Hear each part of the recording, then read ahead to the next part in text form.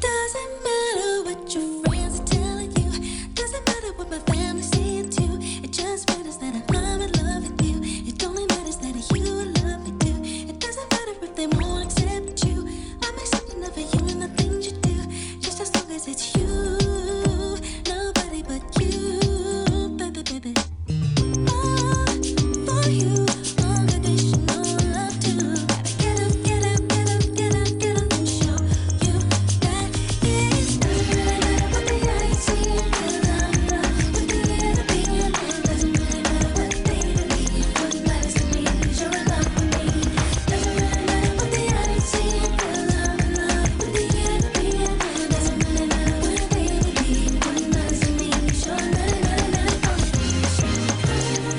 I thought that I would introduce you this morning to my good friend Otto, as in Auto Tune. Come on, Janet Jackson took that song right there 25 years ago this day to number one on the U.S. singles chart. It's a song called Doesn't Really Matter. And I suppose it doesn't really matter if she used auto-tune to record the song, or if there was nary an actual instrument used in the production of said song. Like to mix things up a little bit, and I know our opening song today was music to the ears of our gal on the other side of the glass, Jen Tan. She said, I loved the song you picked to start the show today. I said, really? You loved it? Because me? Not so much, but we are a diverse and eclectic group here on the show. Farwell's Force official members and beyond. We like to mix things up, keep you on your toes. And I can't help but think about the noise that I was accused of using every day to start the show. When I started the show with Rush, that's a different kind of noise, at least to my ears. But Janet Jackson, and Doesn't Really Matter, number one on the charts with that song on this day, August the 20th, back in 2000, a quarter century ago. Very good Wednesday morning. Thank you very much for stopping by, spending some of your valuable time with us. It is the most valuable commodity that you have, and I am very grateful that you take time out of your day and spend it with us. Engage in conversation, share your thoughts on things, your hopes, your dreams, whatever it happens to be.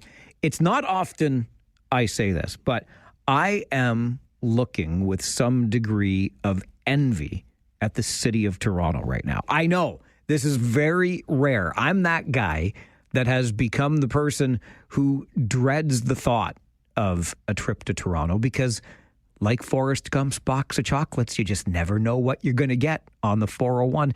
It might take you 90 minutes to get from here to downtown Toronto. It might take you 3 hours because it's that kind of a mess.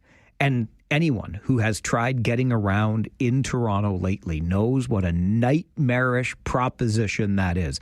Very difficult to make your way around the streets of Toronto. But lo and behold, I heard this morning the mayor of Toronto, Olivia Chow, proudly proclaiming that the work that's being done on the Gardiner Expressway, so if you're trying to get into Toronto, that's one of the main ways to do it, scheduled to take 3 years.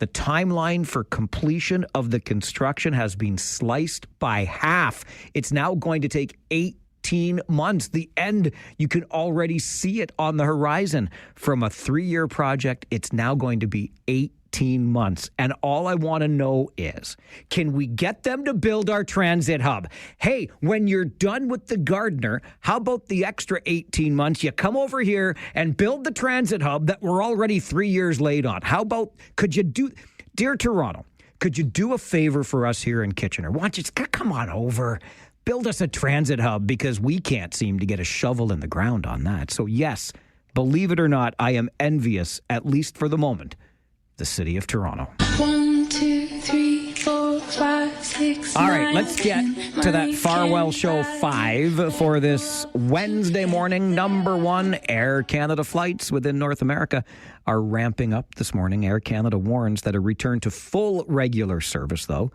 could take about a week and some flights will still be canceled until the schedule is stabilized. Customers with canceled flights are being offered a full refund or credit for future travel if they cannot be rebooked on a competitive airline. We're talking about the deal reached on the show this morning at 9:30. Number 2, Canada Post and the union representing postal workers are expected to resume negotiations today. Yeah, you remember that Crown Corporation and the ongoing labor dispute? The union claimed that labor unrest at Air Canada was pulling attention from the Postal Service dispute. Unionized postal workers have already rejected the Crown Corporation's latest offer that would have included wage hikes of around 13% over 4 years while adding part-timers. Number 3 on your Farwell Show 5 this morning, Green Party leader Elizabeth May won't be leading the party into the next election. May, who is currently the only Green MP, made the announcement in an email to party members. She said she intends to stay on as an MP and leader pending the results of an upcoming leadership review. May has led the party through 5 federal elections dating back to 2008. Number 4 on your Farwell Show 5 this morning, copper wire theft is a growing problem, increasing by 23% year over year. Telecom companies say there have already been 500 thefts of copper wire this year, with Ontario leading the way, 63% of the cases in this province. And the Ontario cities named as hotspots for copper wire thefts: Windsor, Hamilton, and Cambridge. And number 5 on your Farwell Show 5 this morning, regional police investigating a car-bike collision in Kitchener. Happened last night around 10 o'clock in the Cortland and Ottawa area. The 48-year-old man riding the bike suffered non-life-threatening injuries. Police are appealing for witnesses. Any potential dash cam footage of the collision to help out, charges are anticipated. And that is your Farwell Show 5 for this Wednesday morning, the 20th of August. I've been mulling something over since I listened to Now You Know with Rob Snow yesterday. And it's a bit of a what-if game. And maybe you'll want to play along with me. But what if we hadn't spent the nearly $2 billion we've spent in the past couple of decades, and that's just the recent money, on gun registries and buyback programs? What if we hadn't spent that money with that effort to combat gun crime and instead had done something else? I've got a suggestion as to what the something else could have been, but we'll play the what-if game in your morning wake-up call coming up on the Mike Farwell Show. This is 570 News Radio and Rogers TV.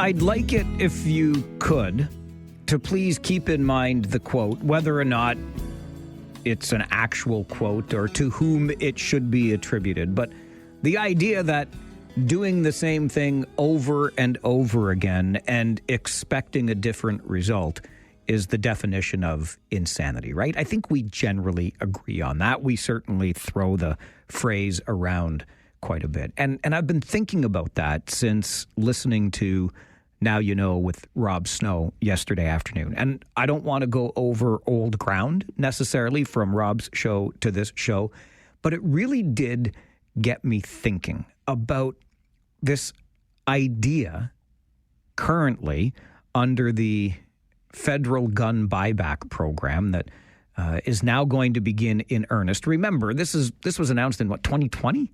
And over the first 4+ years, there have been tens of millions of dollars already spent with nothing tangible to show for it. Overall, the cost of the program is estimated at about $750 million. Remember, that's an estimate. We know what tends to happen with these estimates, but we'll just take the estimate for what it is. We're going to spend $750 million on the program this time around, which comes not long after we spent $1 billion and then an additional tens of millions of dollars. I think it was in around $22 million per year to maintain the former long gun registry. And I wondered to myself, like, I don't know if this becomes ideologically driven or not. But the data suggests these were missteps almost from the very beginning. So do you do things like this because as a devoted liberal, because it was the liberal government that brought in the long gun registry, it was Justin Trudeau's liberal government that announced this latest program to buy back guns, etc. Do you do that because you want to, get tough on gun crimes? We're gonna eliminate gun crimes, and this is how we're going to do it. When the data staring you in the face says the people who already are licensed and valid firearms owners are not the problem. Your very own agency, Statistics Canada, bears that out for you. And one of my favorite statistics from the rather exhaustive report says 91% of the cases, in 91% of the cases, the accused did not have a valid license for the firearm that was used in the offense. That's right from your own data. The vast majority of crimes committed with guns are committed with illegal guns. And so I would ask you, and I would love to know if anybody around the table, when this idea was proposed, asked a really simple question. Like, okay, we want to cut down on gun crimes, right? So what we're going to do is remove assault-style weapons from the streets, right? We're going to do that by voluntarily asking people to turn them in. Who do you think is most likely to do that? I would submit to you the answer is the legal firearms owner, because they are already just that. Legal, law-abiding citizens who have gone through all of the steps, all of the checks and balances to obtain their firearm for hunting or sport shooting purposes. They're the kind of person that is likely to abide by the law. So they'll be the ones to step up. Do you think the criminal who uses a gun in the commission of an offense is going to be the person that walks into a police station in any given community and turns over their illegal firearm? Like, how would that be a thing? If I may be so bold, could I compare it to what we're doing with speed cameras these days? I know what we're trying to do here by catching those nasty, wasty speeders on our streets who are a menace and are making things so dangerous for everybody. But what we're doing with the speed cameras where we put them is getting the poor soul who abides by the law and maybe just, heaven forbid, they absent-mindedly let their speedometer slip up to 54 kilometers per hour. Oh my gosh, give them a ticket. Meantime, the people you want are out on McQueen Shaver Boulevard driving like jackwagons. That's where the problem is. But instead, we throw this big blanket over everybody. And the people who typically go about their business every day, follow the law, well, they're not the criminals you're looking for here. And that's the way I started to feel about this. And then you think about the money, $1 billion plus the tens of millions annually in maintenance on the long gun registry, another $750 million now. What if, and here's the what if game, what if we had spent that money instead on creating the space in our prison system for the people that we catch doing crimes with guns and we lock them up for a long time? What if we had done that instead? And at what point do we maybe reconsider the approach that we're taking? That's just me. I'm just looking at the money thinking, I wonder how many times we keep doing this thing before we try to do another thing. This is the Mike Farwell Show, 570 News Radio and Rogers TV. Our phone lines open the minute the show begins every day. We love to hear from you about the issues of the day. Let's get to the phones before our 9:30 update. Mike, good morning. Good morning, Mike. I used to have a boss when I was managing large capital projects who would say, what problem are you trying to solve? And you can apply this to your speed cameras. You can apply this to the long gun registry. You can apply it to everything. If the solutions you are implementing does not solve the problem, stop spending money because it's not being effective. And I think we really need to look when we implement these things. And you said, right, what would have happened if we would have spent money on jails? What would have happened if the Statistics Canada has it that says 80% of the gun crimes are done with guns that come over the border, and we have stricter border enforcement. But, Mike, we just keep it too political, and we don't implement effective solutions. That's my thoughts, sir. All right, Mike, I appreciate that. And this is really the thing. Like, common sense would seem to dictate that your own data should back it up. And I don't understand the approach. I want gun crimes reduced as much as you do. I just don't quite understand the approach. Mary, good morning. Good morning. There was a lot of action from Kitchener and Preston area on Rob's show. Did you hear us? I didn't get to hear the whole thing. I heard a lot of it though. But that's no. But my whole thing, and now I had never heard statistics, and I said to Rob, not show me the money, show me the statistics that what you're doing is worth the money. But wouldn't that money have built a lot of geared-to-income homes, or put more border control so these guns don't get in here? And I don't even think that was a thing for the election. It wasn't a platform. Oh gosh, no. Well, so why are, like you said, keep doing the same thing with the same results is insanity. Yeah, you know what, Mary? I tend to agree in this case, and I'm just trying to wrap my head around it. Paul, I got 60 seconds, firm. Okay, first off, I'm proud of you, Mike. Next, it is not a gun buyback. It is a confiscation. They say it's a buyback, but they're confiscating my firearms and giving me my money as in return. So how is that a buyback? It's a confiscation, plain and simple. And keep in mind that every time the Liberals are in trouble with something, what do? They pull out the whole firearms thing. That's their distraction to draw away from what they're actually screwing up on. All right, Paul, I appreciate the call. Interesting point on confiscation versus buyback. And to Mary's point, the myriad things the money could be spent on. But I'm still trying to keep it in the lane for which the dollars were intended. We want to reduce gun crimes. I don't know how this approach is actually going to accomplish that in the face of the data that we have. And I would like to think somebody in the caucus would speak up at some point. This is the Mike Farwell Show, 570 News Radio and Rogers TV.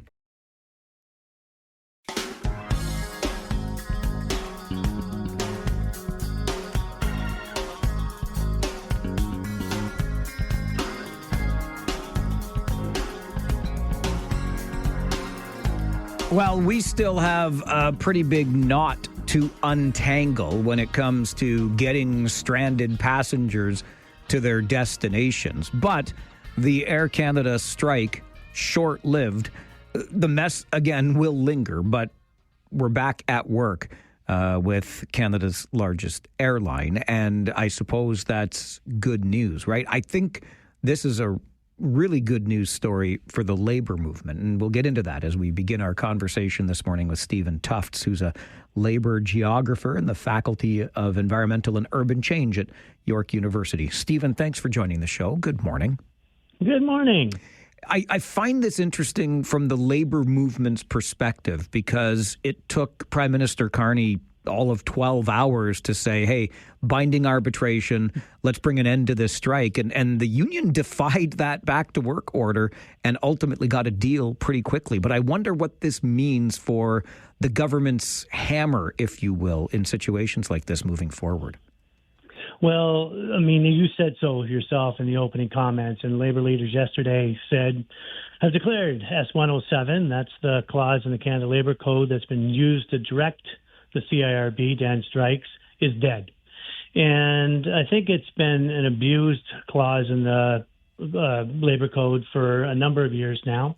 It's currently being challenged in courts anyway, and a lot of labor lawyers say it's going to be seen as a violation of charter rights.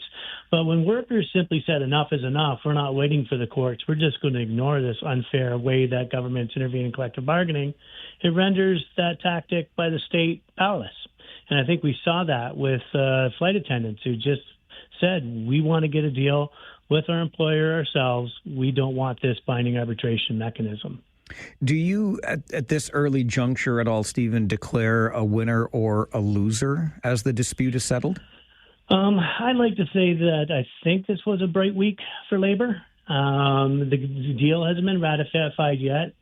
The union, has not released the terms of the deal formally, although they have been leaked to media. We have some idea of what was contained in that tentative agreement.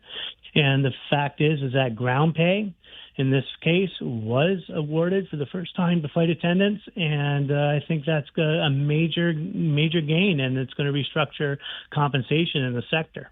Yeah, this ground pay was a really interesting issue, and I think the union, CUPE in this case, positioned it really well by talking about it as unpaid labor. And I find that interesting because, I mean, if we use teachers as an example, we know that they're provided a salary, but it's not just for the time they spend in the classroom. It's the prep time, it's the marking time outside of hours. So I just think the narrative that CUPE put forward, just, using that ground pay as unpaid labor was pretty effective here. Yes, I mean, I have a piece that's going to come out on this tomorrow, and I'm going to put it bluntly. CUPE outplayed Air Canada in this whole round. Air Canada did not have an A game. And their counter-narrative to the ground pay campaign, which CUPE had worked on for years, was simply, but this is the way we've always done it. And that just wasn't effective, and it's lackluster. Now, yes, the ground pay was added and was unpaid for many years, was unfair. And the pay rate, the way the industry did it, was just to attach the entire wage, if you will, to the flight. But what's happened in recent years is that with so many delays, especially coming out of the pandemic, flight attendants realized that they were just giving more and more time to the employer by, waiting on the tarmac for 5 hours at Pearson for a 2-hour flight. And that's something that, basically they said enough is enough. There has to be a change in the way we're compensated. Certainly seems we agree that Air Canada didn't have an answer to CUPE's position here or CUPE's narrative. So I wonder to that end then, Stephen, what this might mean for management at Air Canada. I'm going to give you a teaser for a piece I'm coming out. I think the CEO, Mr. Russo, might want to update his resume. I think there were several missteps made in this whole round of bargaining. And there's an old saying in the labor movement that, it's easier to deal with a greedy boss sometimes than a stupid boss. And the number of missteps and the over-reliance on the government to use Section 107 to get members back to work and having no other plan other than that, which he almost admitted to in his, which was a really surreal almost and disastrous interview with BNN Bloomberg the other day. I think this is the board is probably going to look and review how this strike was handled. Does this mean anything more broadly for air travel or the airline industry in Canada? Well, I think it's a couple of things here. First of all, CUPE represents flight attendants at Air Canada, but they also represent flight attendants at WestJet, Air Transat, some of the Air Canada subsidiaries. And they're going to take this language and they're going to spread it throughout the sector. That's what unions do. They take wages out of competition. And so there is going to be a few, some contentious rounds of bargaining in the sector until this new system of compensation gets integrated. And, I look at things like sometimes we think that everything's, it's either for the workers or for the company, and there's no common ground or common benefit. One thing I think about changing compensation so that workers are compensated for ground pay is that if there are delays and they are compensated for it eventually in collective agreements, that incentivizes companies to try really hard to get the planes to run on time. And I think that could be an upside to this for passengers, is that they'll be looking for efficiencies and looking for less delays, especially if it's going to cost them higher labor costs. It's great to get your perspective on the show, Stephen. Really appreciate your time. Thank you for being here. Thank you. Stephen Tufts is a labor geographer in the Faculty of Environmental and Urban Change at York University. If we are declaring a winner and or a loser as this dispute is settled, it certainly sounds like this is a win for labor. I've got some thoughts on this generally, kind of connected to what I mentioned about a teacher, for example, certainly not paid only for the hours in the classroom. I can assure you, as much as I like to take the joke and even make it myself once in a while, my salary is not determined just by the 4 hours I spend on the air. It's not like I have a 4-hour workday. So I understand there is more to my job than just the 4 hours I spend with you on the air every day. But would love your thoughts about the strike that was, the federal government's intrusion in it, the defiance of that order. My goodness, is this a win for labor? Is this a win for us as airline passengers in Canada? Let me know what you think of the outcome of the Air Canada dispute. This is the Mike Farwell Show, 570 News Radio and Rogers TV. I'd like to say that I think this was a bright week for labor. The deal hasn't been ratified yet. The union, has not released the terms of the deal formally, although they have been leaked to media. We have some idea of what was contained in that tentative agreement. And the fact is that ground pay, in this case, was awarded for the first time to flight attendants. And I think that's a major gain, and it's going to restructure compensation in the sector. I will say, I think it was a huge win for labor. First, the win came in defiance of the back to work order from the Industrial Relations Board, brought on by the S-107, the clause that allows the government to step in, intervene, and essentially bring to an end strikes, which, again, unions have the right. They have collectively bargained for these opportunities. It's a key part of the labor movement. And I think that intervention has happened too frequently. You almost get drunk on the power, right? And you start using it more and more, and that really diminishes the effect of organized labor. So there was the win there. And then from where I'm sitting, there was also the win in the framing of the issue by the union in this case. Unpaid labor. You heard Stephen Tufts there, our guest from York University, describe it as ground pay.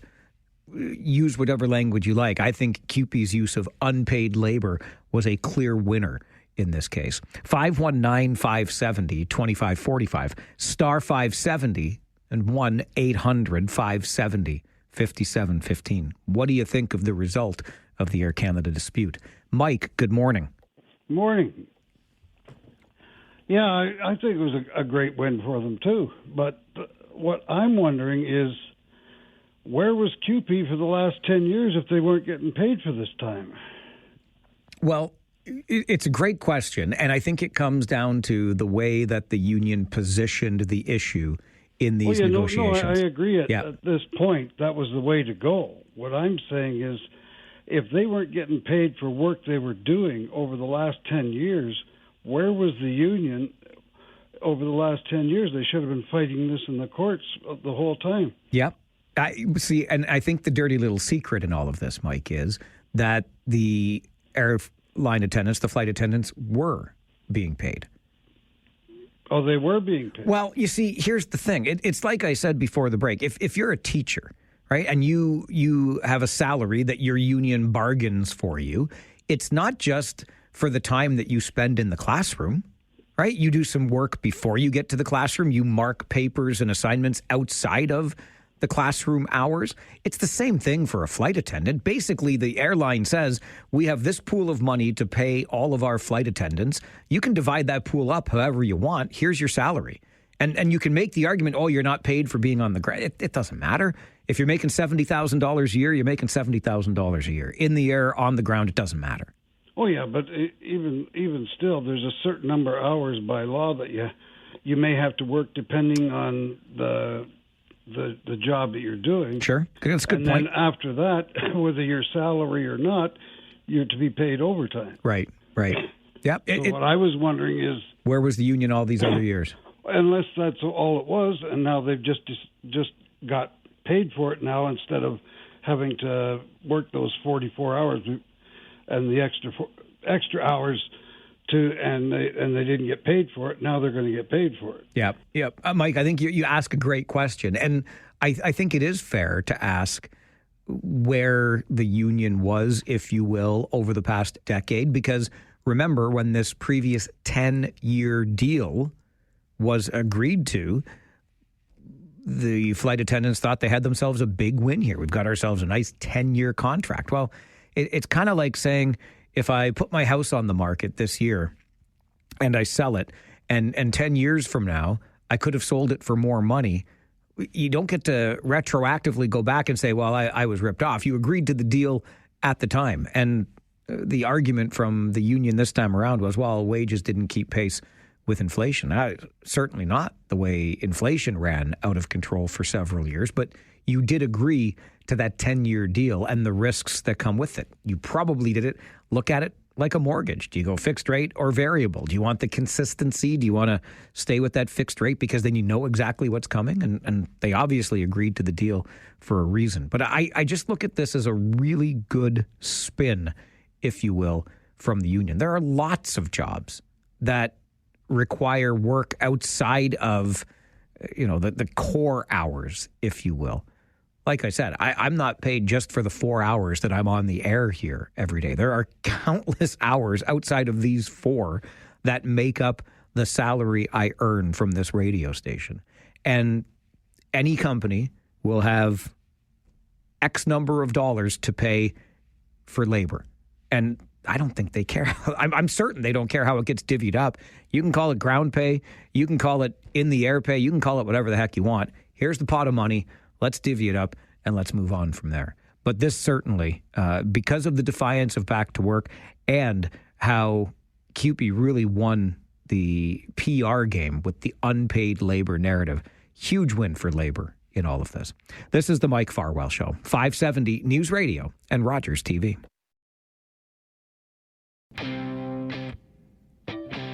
Let's go back to the phone, get more feedback from you on the Air Canada deal. Gary, good morning. Good morning, Mike. How are you? Great. How are you? I'm doing great. Welcome back. Hope you had a great vacation. And I listened last week, and your buddy did a fantastic job filling in for you. Glad to hear it. Yes. Just quickly, yes, I think it's a huge win for the workers. I belong to a very large union myself. And corporate greed can, it can be a bad thing for sure. But a friend of mine he's a pilot for a very large cargo company. And when he told me that he doesn't get paid until he releases that brake on the plane for the pushback. And I was like, so that time before, the pre-flight and checking in and all that, he doesn't get paid. So, same with the stewardesses. I think it was just totally wrong. But was totally supportive of them. I'm glad they fought to get their rights because they work hard at their job. But that's all I wanted to say. Have a great day, Mike. Enjoy and keep up the great work. Thanks, Gary. Good to hear from you. And on the point of the job that flight attendants do, let's not forget the importance of it. And the in-your-face customer service in the moment, if a flight is delayed or somebody gets cranky mid-flight, whatever the case may be, the things that these folks have to deal with, I should hope that they are well compensated for the work that they do on the ground and in the air. So if there is any residual benefit here for airline travelers, that would be pretty fantastic too. But nonetheless, another gray and kind of gloomy day.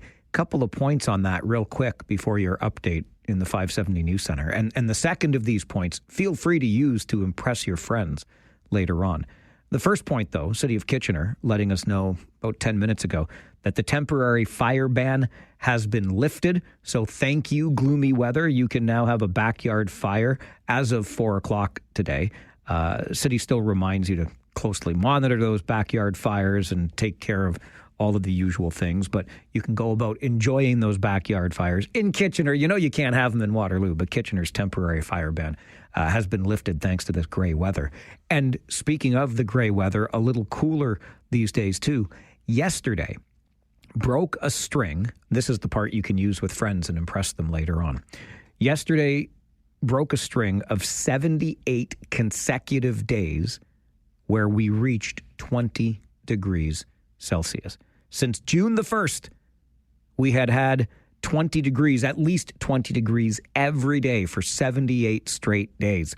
And yesterday, whoomp, the bottom fell out of that, and it was a little bit cooler with our high for the day. So there you go, 78 straight, 20-degree days came to an end yesterday. I'm going to get you to the 570 News Center for an update. And then, as we are every Wednesday morning at 10, joined by the Blacklocks reporter minding Ottawa's business, little more on the Air Canada strike and what at least one MP said was at stake in this strike. And did a former prime minister get snubbed just because of the party he represented? That and more coming up as we mind Ottawa's business on the Mike Farwell Show. 570 News Radio and Rogers TV.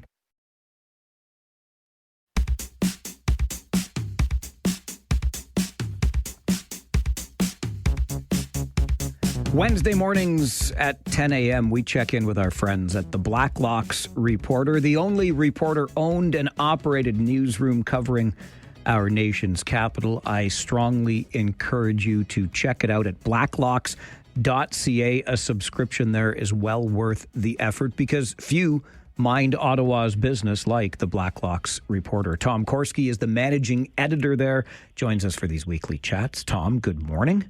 Good morning, Mike. We just talked about the Air Canada settlement on the show, and I have to wonder if at any point during this dispute, however short it may have been, anything besides labor unrest was at stake here. I mean, organ transplants, were they at risk during the Air Canada strike? Labor Minister Haidu said that to reporters. She said this was a matter of public safety and told reporters in seeking to justify what is arguably a legal mechanism to quash strike rights, Section 107 of the Canada Labour Code. Feds have used this 8 times in the last year, 8 times in a year, against Teamster rail workers, flight attendants, famously WestJet mechanics, you name it. And this is pending in federal court, and there are rational lawyers for trade unions who have said this is simply unconstitutional. But Patty Haidu needed some justification, and she came up with, forgive me, a cockamamie story that somehow there were organ transplant patients who were at death's door awaiting transplants that were going to be disrupted because of those greedy flight attendants.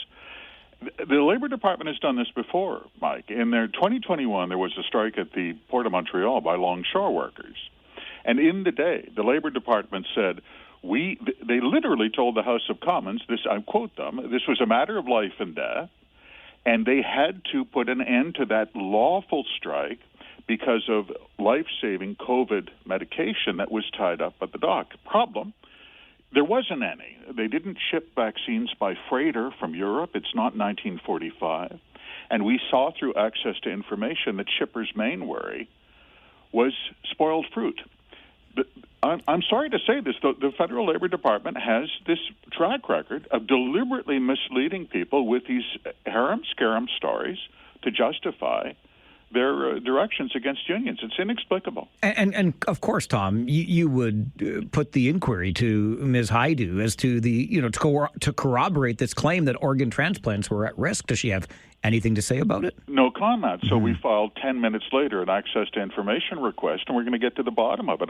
I think I have a pretty good idea of what it says, and it says, this is speculative, but informed speculation, Mike. I think it says a couple of political aides sat around the office and dreamed up scare stories about what would the possible nightmare be from a flight attendant strike, and they came up with Timmy, the boy in the hospital who's waiting for his transplant, and doggone it, those flight attendants, they just care about themselves.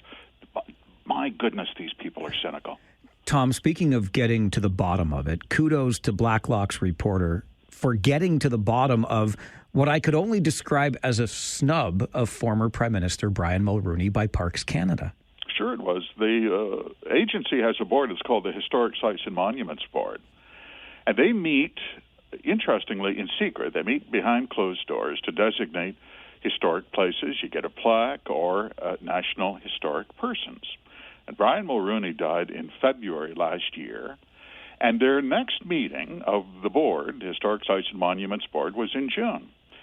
And they decided they were not going to issue any public recognition of a two-term prime minister as a national historic person.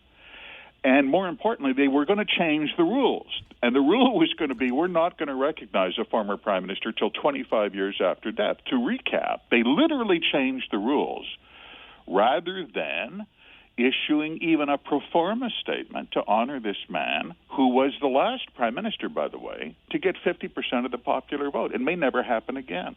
We reported that, and they changed their mind, hurriedly issued a backdated recognition.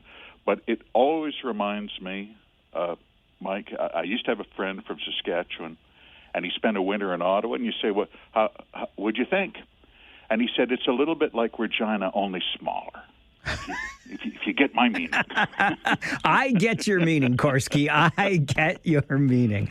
All right. Many workplaces are familiar with the idea of some, team building exercises and an opportunity for coworkers to get together outside the workplace. The company often picks up the tab for such things. How do managers at Immigration Canada spend some company time? Well, tomorrow, in fact, is going to be a big day at the department. It's Sexy Drag Time show on company time, on taxpayer time.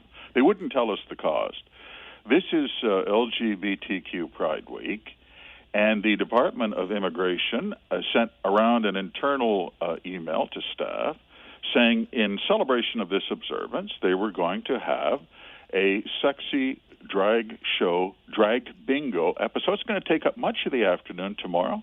What's going to happen? Well, let's see. There's going to be a sexy drag rock star. I'm reading from the staff memo. There's going to be a roller skating disco diva. Bring your lucky charms, your loudest cheers, and your best bingo face. It's going to be an event to remember! Exclamation point. And you get to pay for it. So God bless your heart. They wouldn't tell us how much. But, Tom, what will you use for a dabber? I need to know. I don't...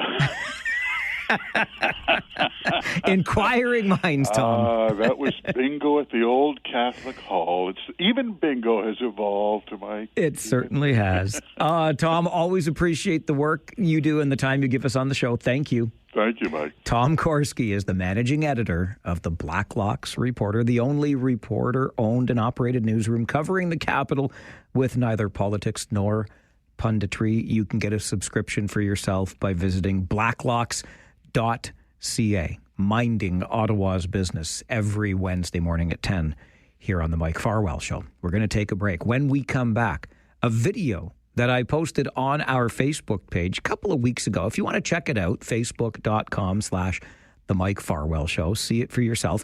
It was just something that caught my attention because it was so odd. It was a little electric vehicle on a multi-use trail going along Shantz Hill, the base of Shantz Hill, along King Fountain into King into Preston.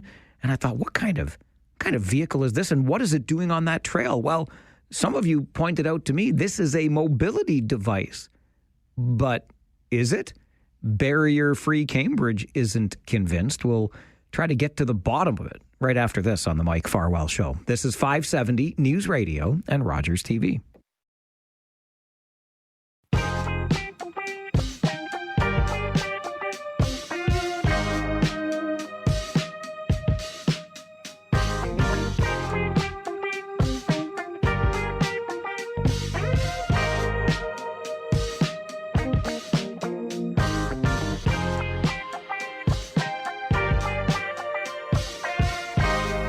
Okay, so my timeline was off a wee bit, but you don't have to scroll all that far back on the Facebook page to find the video to which I refer.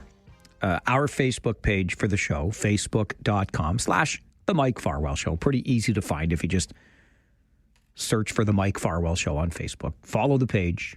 Then you can see great videos like the one I posted on July the 24th. So more than a couple of weeks ago. Let's call it a month ago. But my beloved and I were on our way to one of our favorite restaurants in the Preston area of Cambridge. Just get to the bottom of Chantel, and you know how much I love me some Chantel.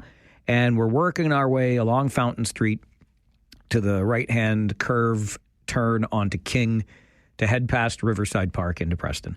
And there is what we call a multi-use trail alongside the road there. So it's a really wide sidewalk. In fact, in this particular location along Fountain near King, it's even got a yellow line kind of dividing one side of the trail or sidewalk from the other.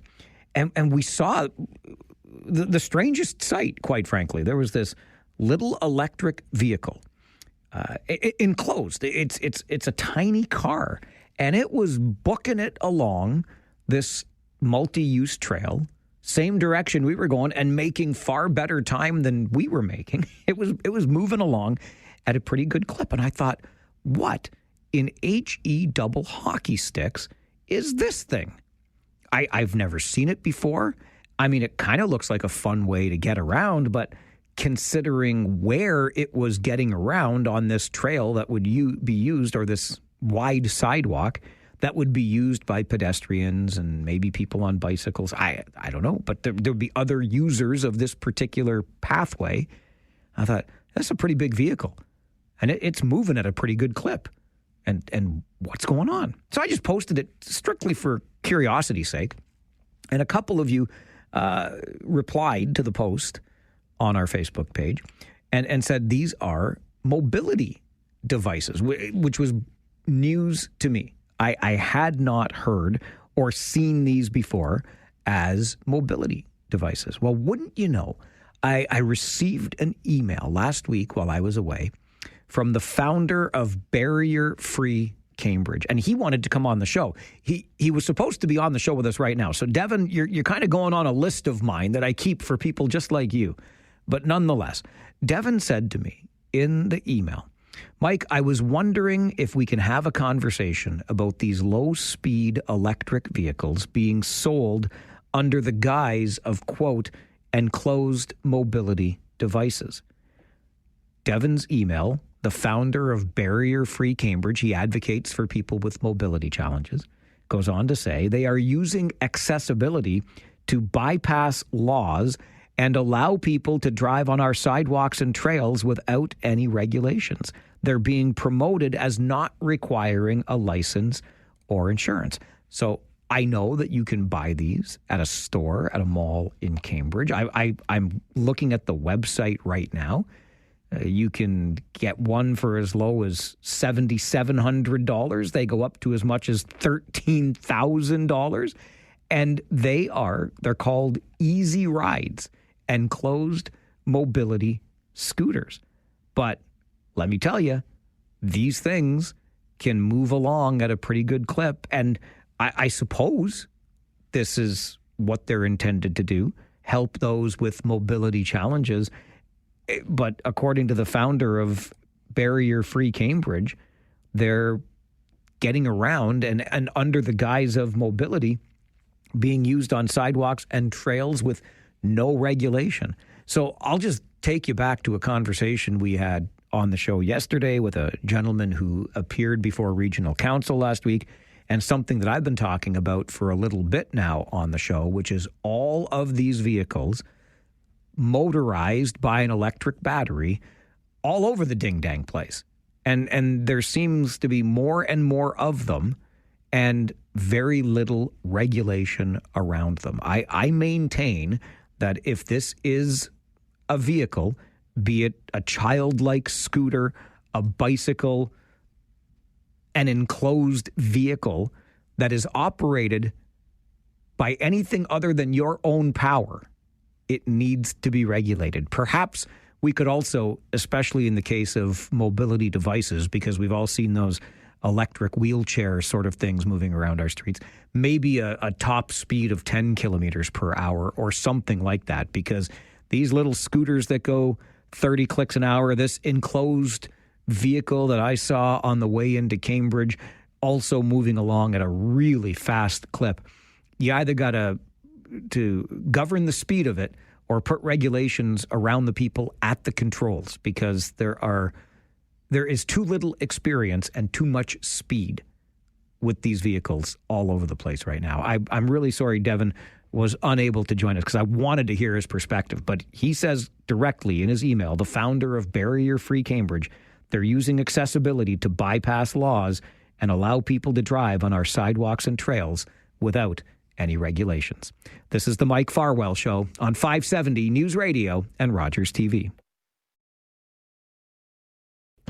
Some big changes this year for the annual Wellesley Fair as it shifts from a midweek fair in September to the fourth weekend of August, which just so happens to be this coming weekend. Joanne Stewart is the president of the Wellesley and Northeast Hope Agricultural Society, and Susan Prang is the vice president. Joanne, why the shift this year to a weekend fair in August? We were one of the last two, shall we say, fairs that were still operating as a midweek fair, and we were finding that that doesn't suit our communities anymore. Years ago, when the fair was evolving or created, people in the township the businesses were closed for the day, kids were off school for the day. This was a very big community event. Well, over the past years, businesses stay open. The school children are no longer allowed to leave school. They're allowed to leave school, but only on the permission of their parents. The school does not shut down completely in the area. So, and also a lot of people are working. We're a farming community, but we have a lot of people now that are working in the big cities, shall we say, as far away as some of them, Toronto in our community. So it doesn't suit anymore. So we feel that by moving to the fourth Friday and Saturday in August, it enables the community to come out and enjoy this festive event. We make this switch from midweek in September to the weekend in August. What can we expect, though, at this year's fair? Oh, we've got all kinds of great things to expect. So we have our regular things, our junior and senior ambassador competition. We've got all of our exhibits, and we have about 460 categories of exhibitions that people can enter into. And we have a baby show, a pet show, our horse and livestock show. We've got our parade on Saturday. We have the Wellesley Idol semifinals.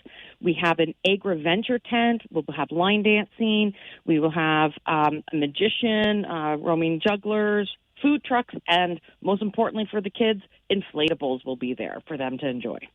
Joanne, where and when will we find the Wellesley Fair this year? Okay, the Wellesley Township Fall Fair will be taking place at the new Wellesley Rec Center, which is at 1401 Queensbush Road in Wellesley. It gates open at 5 o'clock on the Friday and proceed the rest of the evening. Saturday, they're open at 10, and we'll finish off on Saturday with a fireworks around 9 o'clock that night. So the 22nd and 23rd of August, a shift from the past, from a midweek to a weekend fair, but a great time to be had, family fun for all in Wellesley. Susan, Joanne, thank you very much for joining us. Thank you for having us. That Wellesley Fall Fair gets underway. Well, we'll just call it the fair because it's not quite yet fall, right? Kicks off Friday night at the new Wellesley Rec Complex on Queensbush Road.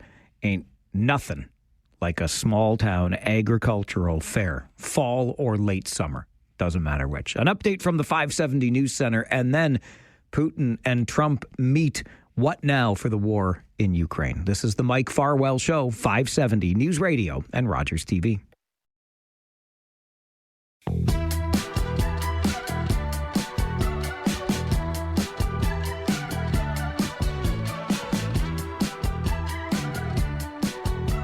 Well, U.S. President Donald Trump has certainly been unsuccessful in ending the war between Russia and Ukraine, but he has had a meeting with Vladimir Putin. Does that change anything in the ongoing conflict? Andrew Basso joins the show. He's in the Department of Political Science and a fellow at the Balsley School of International Affairs, Wilfrid Laurier University. Andrew, always appreciate your time. Good morning. Hey, good morning, Mike. What do you take away from the Vladimir Putin-Donald Trump meeting?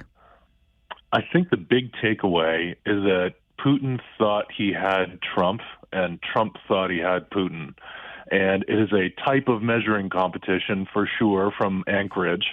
And then they both walked away somewhat unhappy. I think I'd like to remind here that about 6 weeks ago, Trump sort of stunned all of us by saying he would funnel weapons to Ukraine via the European Union using these seized Russian assets. My bet, just gut feeling, is that that statement alone is why Putin decided to kiss the ring in Alaska and have the meeting in Alaska.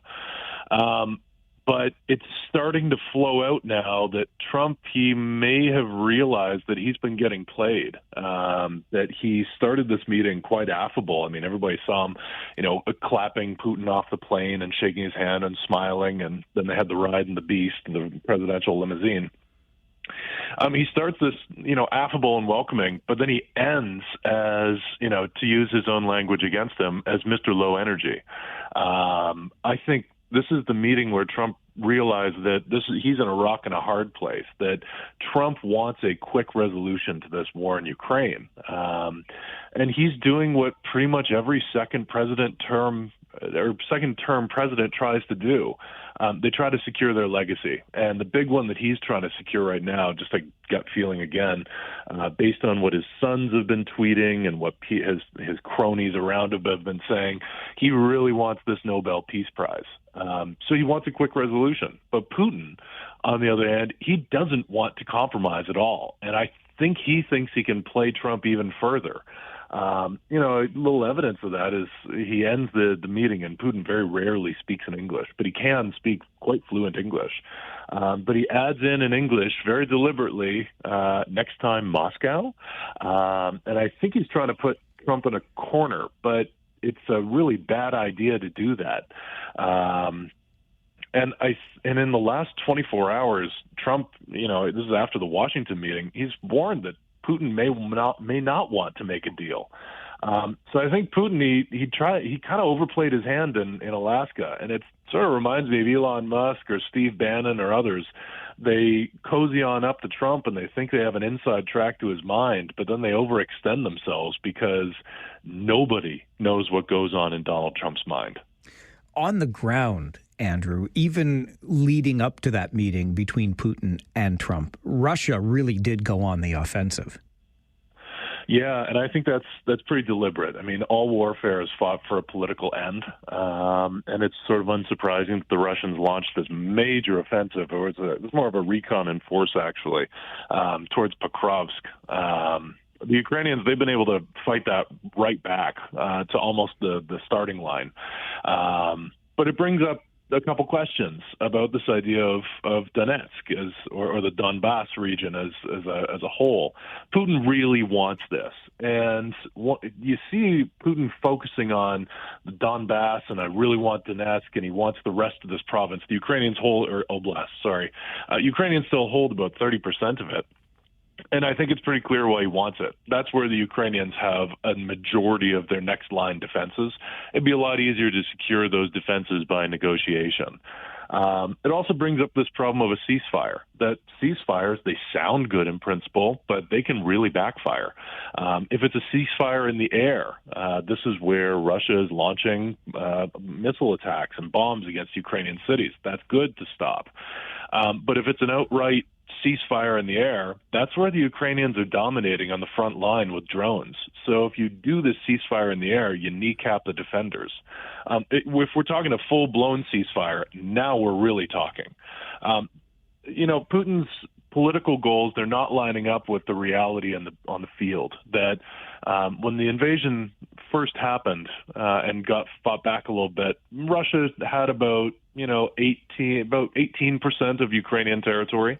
And in the last 2.5 years, it's been precisely able to gain another 0.97% of Ukrainian territory. So, Putin is sending hundreds of thousands of soldiers to the front line into a meat grinder, and it's just not working for them to get territory. So Putin, he wants territory and prestige. That's goal number one. But the real goal here, in my mind, is Putin wants to stop Ukraine from being a sovereign country, and more importantly, he wants to install a Russia-friendly regime that will stop the spread of accountability, a free press, true democratic institutions, and anti-corruption in Ukraine. You want to stop that in a country that is similar to Russia, so there's no bleeding effect into Russia. Putin wants this multipolar world, and whatever that may mean, and I think the meta message is he wants a world where might makes right, and it's the domination of the strong over the weak is the norm. But that's just not lining up, again, with the battlefield conditions, because Ukraine, against all odds, I mean, if you've ever played poker, one of the worst hands you can get in Texas Hold'em is an offsuit 7-2. Ukraine was dealt that, and somehow they are making it work. Andrew, I want to talk a little bit more, first of all, what an end game in all of this looks like, especially following the meeting in Alaska, and North Korea's role in all of it. But I'm up against the clock right now. Can you hang on with me a little longer? Absolutely. Thank you. Andrew Basso is with us, professor of political science at Wilfrid Laurier University. How does North Korea factor into all of this? And what is the ultimate end game here? Sounds to me like it could be, well, okay, we'll end all of this if Ukraine cedes some territory. And I'm not sure that's an end game that a lot of people want. We'll find out. We'll get Andrew's perspective as we continue on the Mike Farwell Show this morning. This is 570 News Radio and Rogers TV.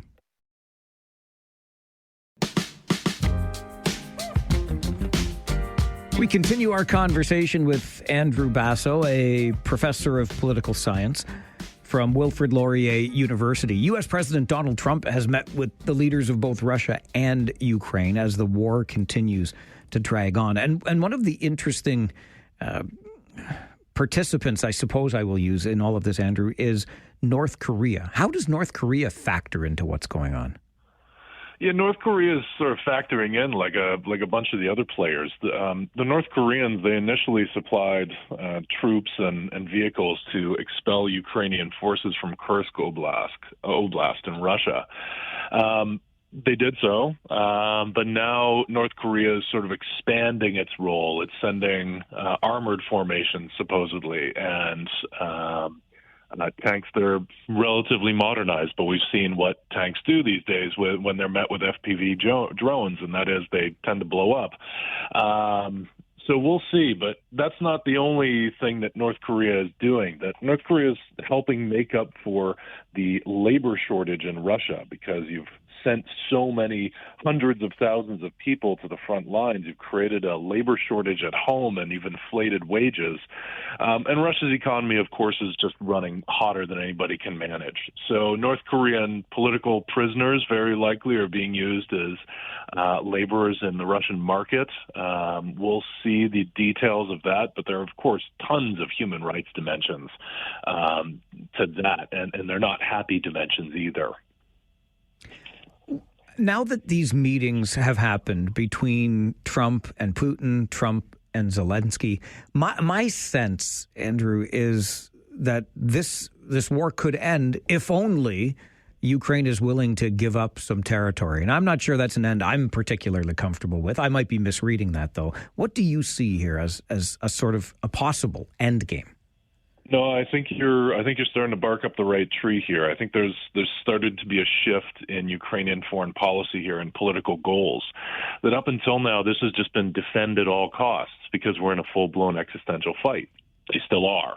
And it's fine to say you want to restore your territory and your control over it, but at this point, that may not be possible. So What's the next best thing? I think Zelensky and others, they're really seizing on something that Trump offered up, which is security guarantees. And they may come at the expense of some territory. Enter the Washington meeting that happened just a few days ago.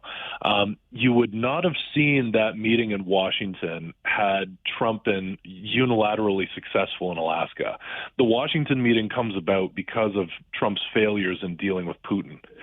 There's a tectonic shift here that's happening. We're no longer talking about what Trump wanted in terms of a bilateral solution with Russia. I think he's finally realized that this isn't just a real estate deal, and you can't bully the other person into a deal because we're talking international politics.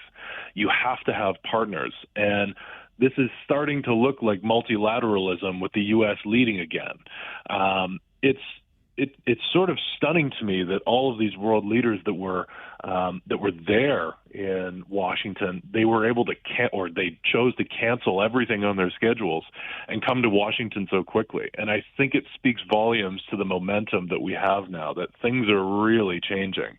And I think Putin also grasps this, and this is sort of a last chance for him. My gut tells me that there's going to be a deal laid out sometime soon, and it's either a take it or face the consequences kind of thing.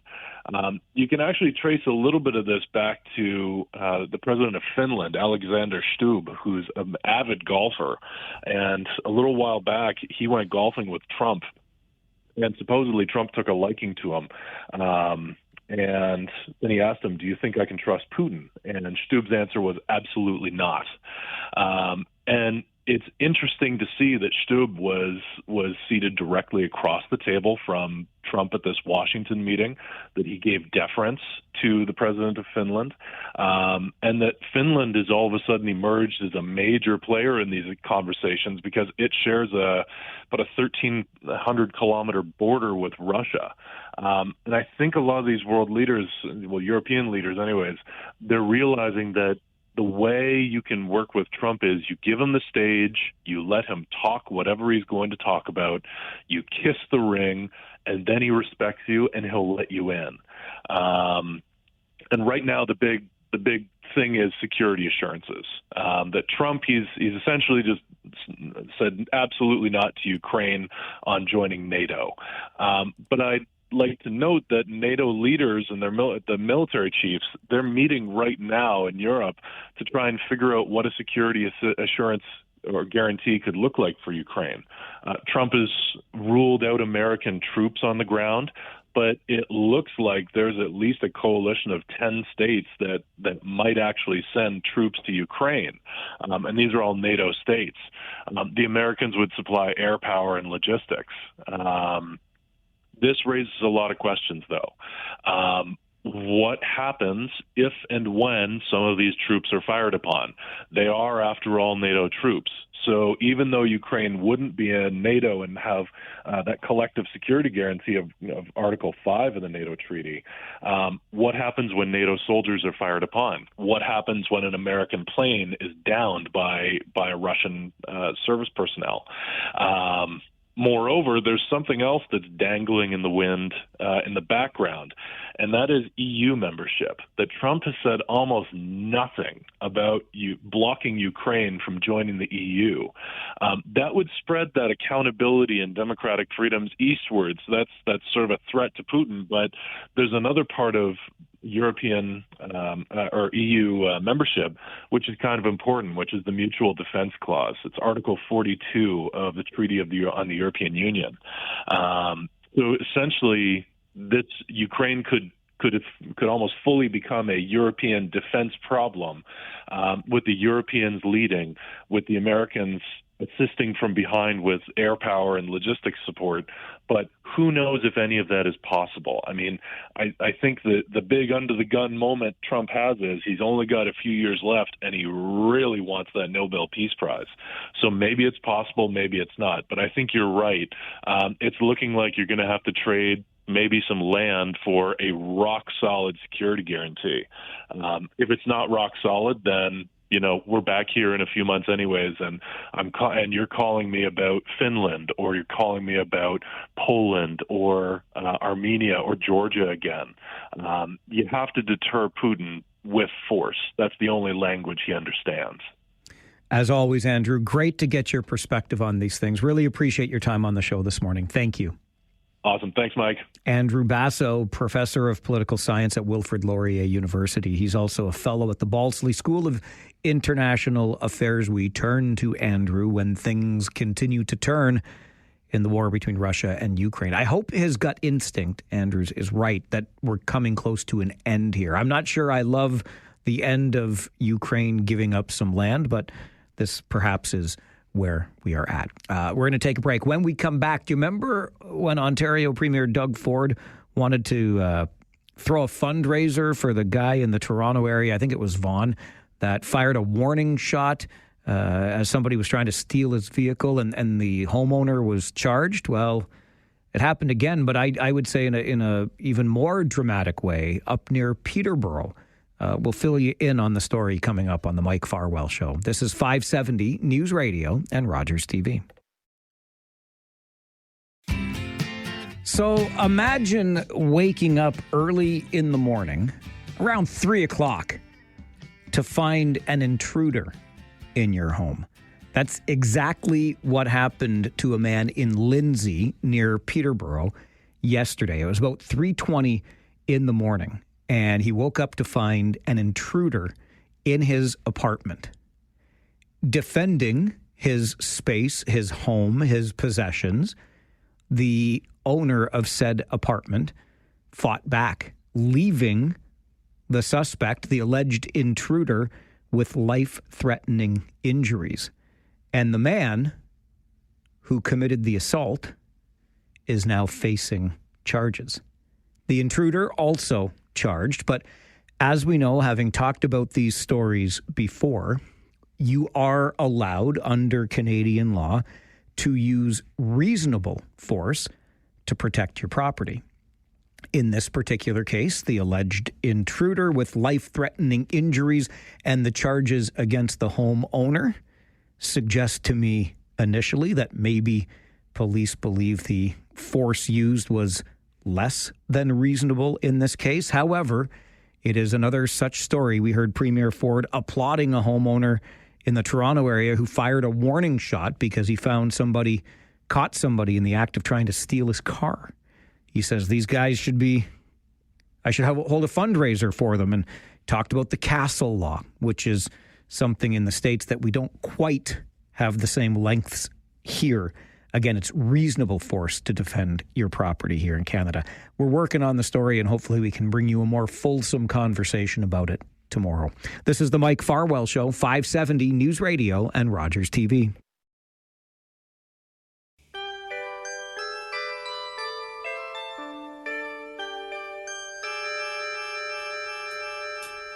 The Whiz Kids had won it, Bobby Thompson had done it, and Yogi read the comics all the while.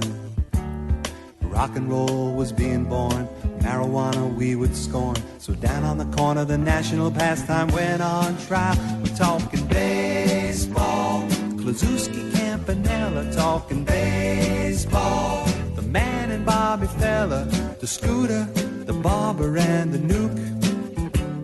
They knew them all from Boston to Dubuque, especially Willie, Mickey, and the Duke. It's Wednesday morning.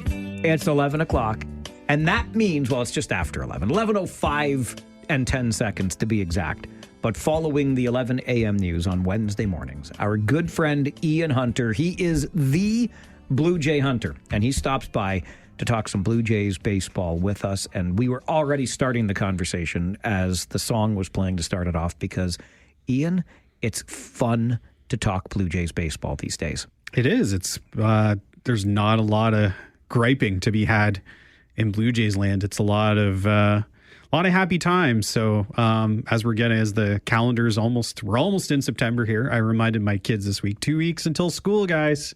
Not to put a damper out there for teachers or anything, but we're getting into the thick of it where this is really the pennant race right now. So you're starting to think about October. You're talking about playoff rotations and playoff rosters. So not to fast forward too far, but yeah, it's a good time to be a Jays fan for sure. Certainly is. I do have a gripe that I will air during our chat this morning, Ian. Not Blue Jays specific, but something that happened at the game on Saturday. I had the chance to be at both games, Saturday and Sunday, at Rogers Centre this past weekend. And I have a serious gripe about the first game. But before we get to that, I also wanted to talk about a player in particular.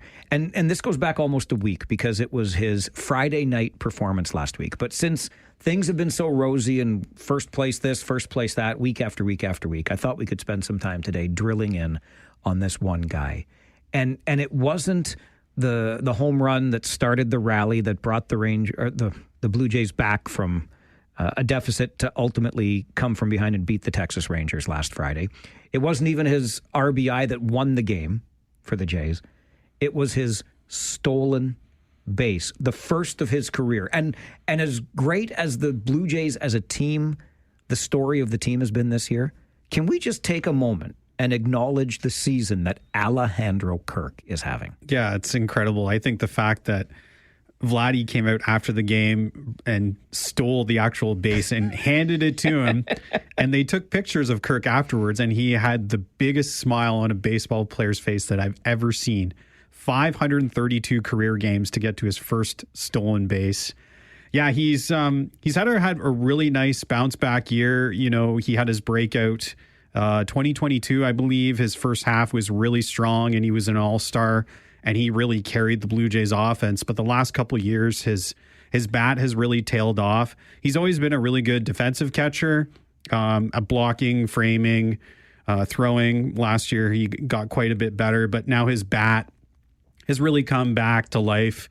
You know, he's not a thumper in this lineup per se, but he's definitely above average, which, you know, for a catcher, primarily your position is to manage the pitching staff and call a game. If you get anything plus on offense, that's just a bonus. So he's been a big contributor for the Blue Jays this year, and I believe he's probably going to set a career high in games played behind the plate. He's at 90 right now. His career high is 99, so probably going to pass that.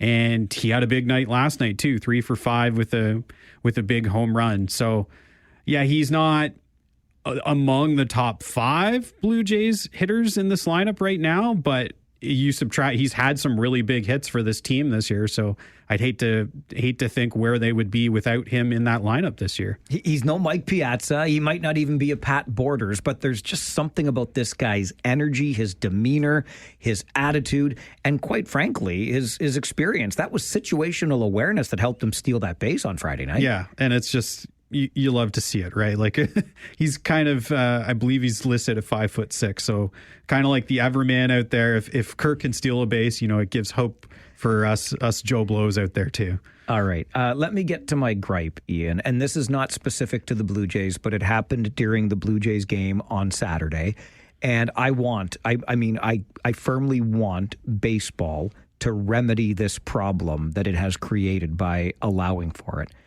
I'm at the game. The Blue Jays are winning big. They ultimately won the game 14-2 on Saturday. And in the 8th inning, Rowdy Tellez comes out of the Texas Rangers dugout and heads to the pitcher's mound. I'm like, oh, Rowdy, he used to play for us. Wait a minute. He wasn't a pitcher, was he? Certainly not. And he didn't look like one, but he threw 2 innings of essential batting practice for the Rangers in that blowout loss. And the Blue Jays answered in the 9th with Tyler Heineman pitching. This is an embarrassment to baseball. Why do we allow this to happen? Well, the funny thing is MLB put a rule in a few years ago where position players can only now come in if their team is trailing by 8 runs or their team is winning by 10 plus runs in the 9th inning. So they've actually reined it in a little bit, but I get where your perspective is coming from because you paid good money for these tickets, right? And it's great to see the Blue Jays winning that game, but it's kind of almost a bit of an insult to the game itself to throws a position player out there, I mean, you're waving the white flag on that game anyway. Why don't you just concede it, right? Like, that's basically what you're doing. You're throwing batting practice or slow pitch out there.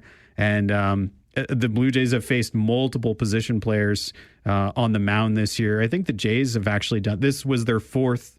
This is the second time Tyler Heineman's appeared in a game for the Blue Jays. So I get your perspective. My thing is, back in the day, I used to think, oh, it's kind of quirky. It's neat to see a position player out there. You know, at least it gives you something to cheer for if you're a fan. It's something new to see. But when it's happening 4 or 5 times, multiple times a season, that novelty wears off pretty quick. And especially in a game where you're seeing position players on both sides pitching, that's just, you know, the quality of baseball is just not there. So I see it from both sides. I'm kind of right in the middle, Mike. I'm not in the ban position players from pitching, but I also don't mind it once in a while either. Having watched it, that's where I feel like I'm in the thick of this. And I mean, I might be willing to make an exception for a guy that pitched in college or some point through his career. And I don't know if Heineman has done that, but he certainly looked like more of a pitcher than Rowdy Tellez. It was just like you could tell that Tellez had zero business being on the mound. And then the other side of it is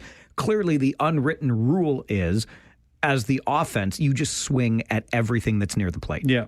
Yeah, and I think the reason why they're lobbing it in there at, 40, 50 miles an hour is they're trying to avoid injury, right? They don't want, because the Blue Jays had that in 2016. I think it was Canada Day. It was an 18 or 19 inning game, and they had to use 2 position players, Ryan Goins and Darwin Barney. And Ryan Goins actually ended up injuring himself because he pitched in that game. He went on the 15-day IL. So managers are basically telling position players, don't throw any stressful pitches out there. Like, don't throw anything faster than 70 miles an hour. I'm sure some guys could really huck it in there, like especially third baseman, like an Addison Barger. I'm sure he could probably throw 90 plus miles an hour. But yeah, when they're doing this, they're trying to preserve their bullpen, and they're playing the long game. But in the short game, when you've paid good money, you've spent a lot of money at the concessions and whatnot. This is not what you want to see at the end of a game, for sure. I was on my second $14 beer when this all happened. Of course. Nonetheless, baseball, pitchers pitch, period. I'm going to leave it right there. There's another pitcher I want to talk about with you, Blue Jay Hunter, and we'll get into that as we continue on the Mike Farwell Show this morning. Blue Jays baseball, we're still number 1, baby. This is 570 News Radio and Rogers TV. Every Wednesday morning at 11, we're joined by Ian Hunter. He is the Blue Jay Hunter to talk some Blue Jays baseball. So I got my pitching gripe out of the way. Please don't let position players pitch. And we did a nice little ode, which I think is deserving, to Alejandro Kirk. Something else, and I mentioned before the break, Ian, or someone else I wanted to talk about. I said there's another pitcher. In my opinion, we know right now who is the first starter we throw out there when the playoffs start. We know who this is, don't we? We do? We do, don't we? His name is Max. Okay. Max Scherzer. He is our opening day, our playoff game 1 starter, period. You want to win a playoff game? Put Scherzer on the bump. Okay, I like it. Okay. Yeah, I would definitely, if you had to pick your 3, I'd put him in there right now. I don't know if I'd pick him number 1. Got it. I guess we'll see what happens with Shane Bieber here when he returns on Friday. But yeah, it's funny. We said earlier in the season, I basically wrote Scherzer off. I said I would be shocked if he even came back the rest of this year. And lo and behold, he's turned into one of the most stable starting rotation pieces for the Blue Jays right now. Like, he had a bit of a rough game last night. Like, in the second, he ran into some trouble. He gave up a couple walks. He loaded the bases. Pirates scratched across a run, but yeah, he still had a quality start. He's got 4 consecutive quality starts right now.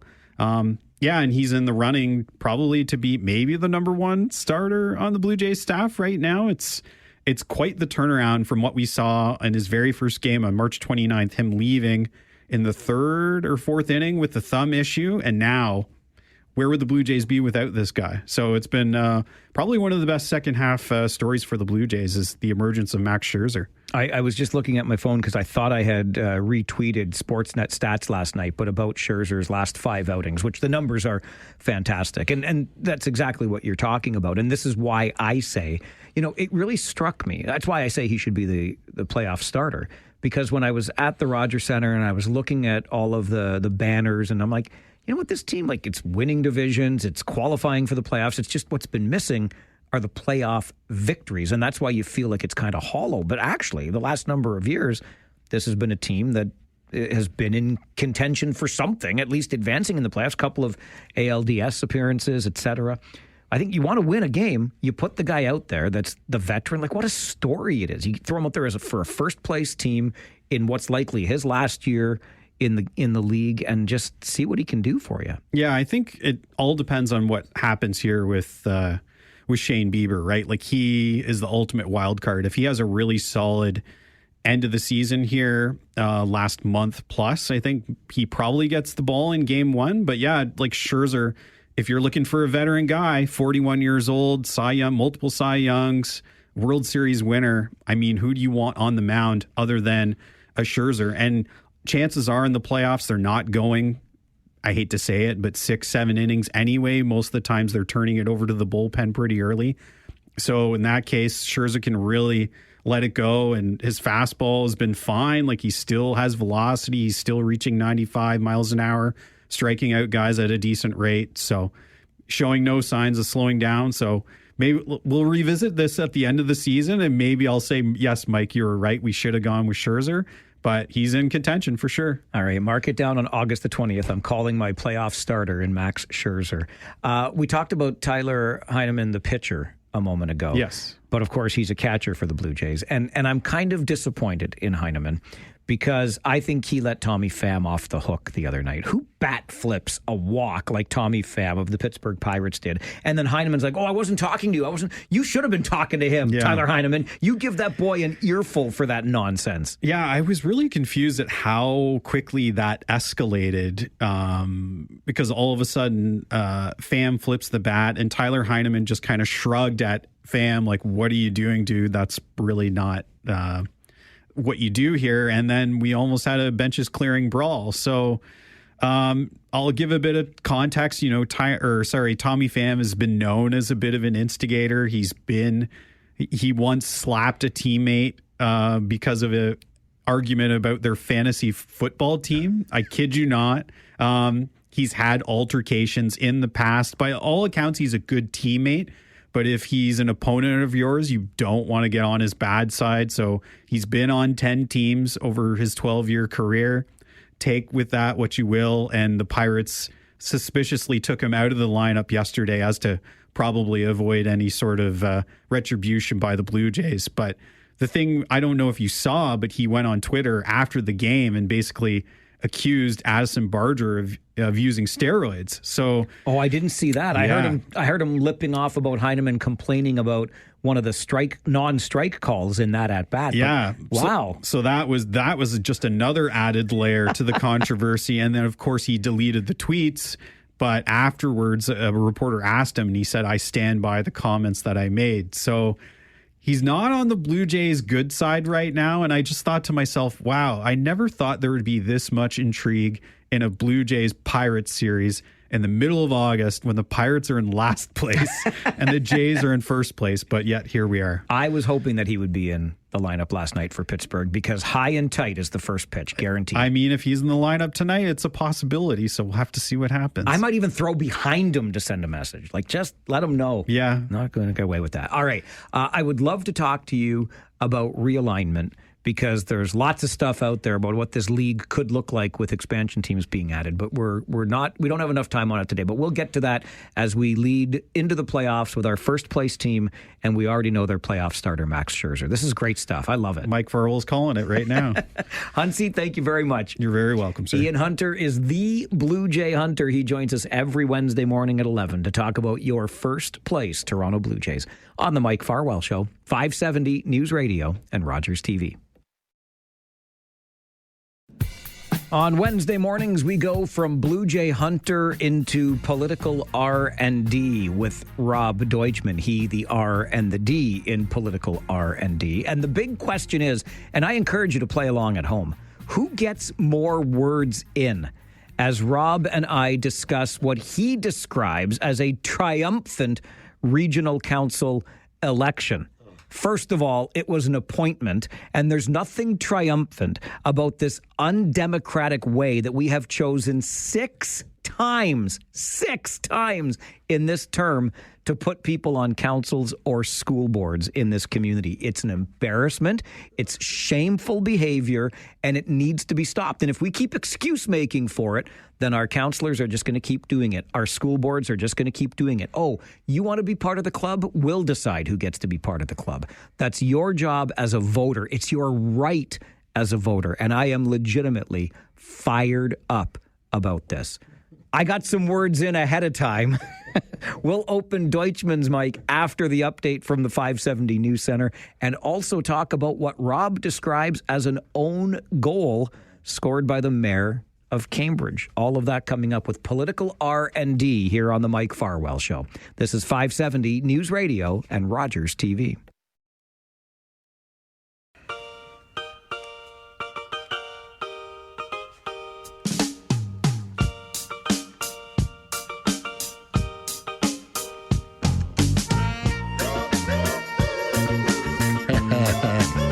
You know, you can play all the upbeat music you want, Rob Deutschman. What's this song? To start your segment. What's the name of the song? Name the song.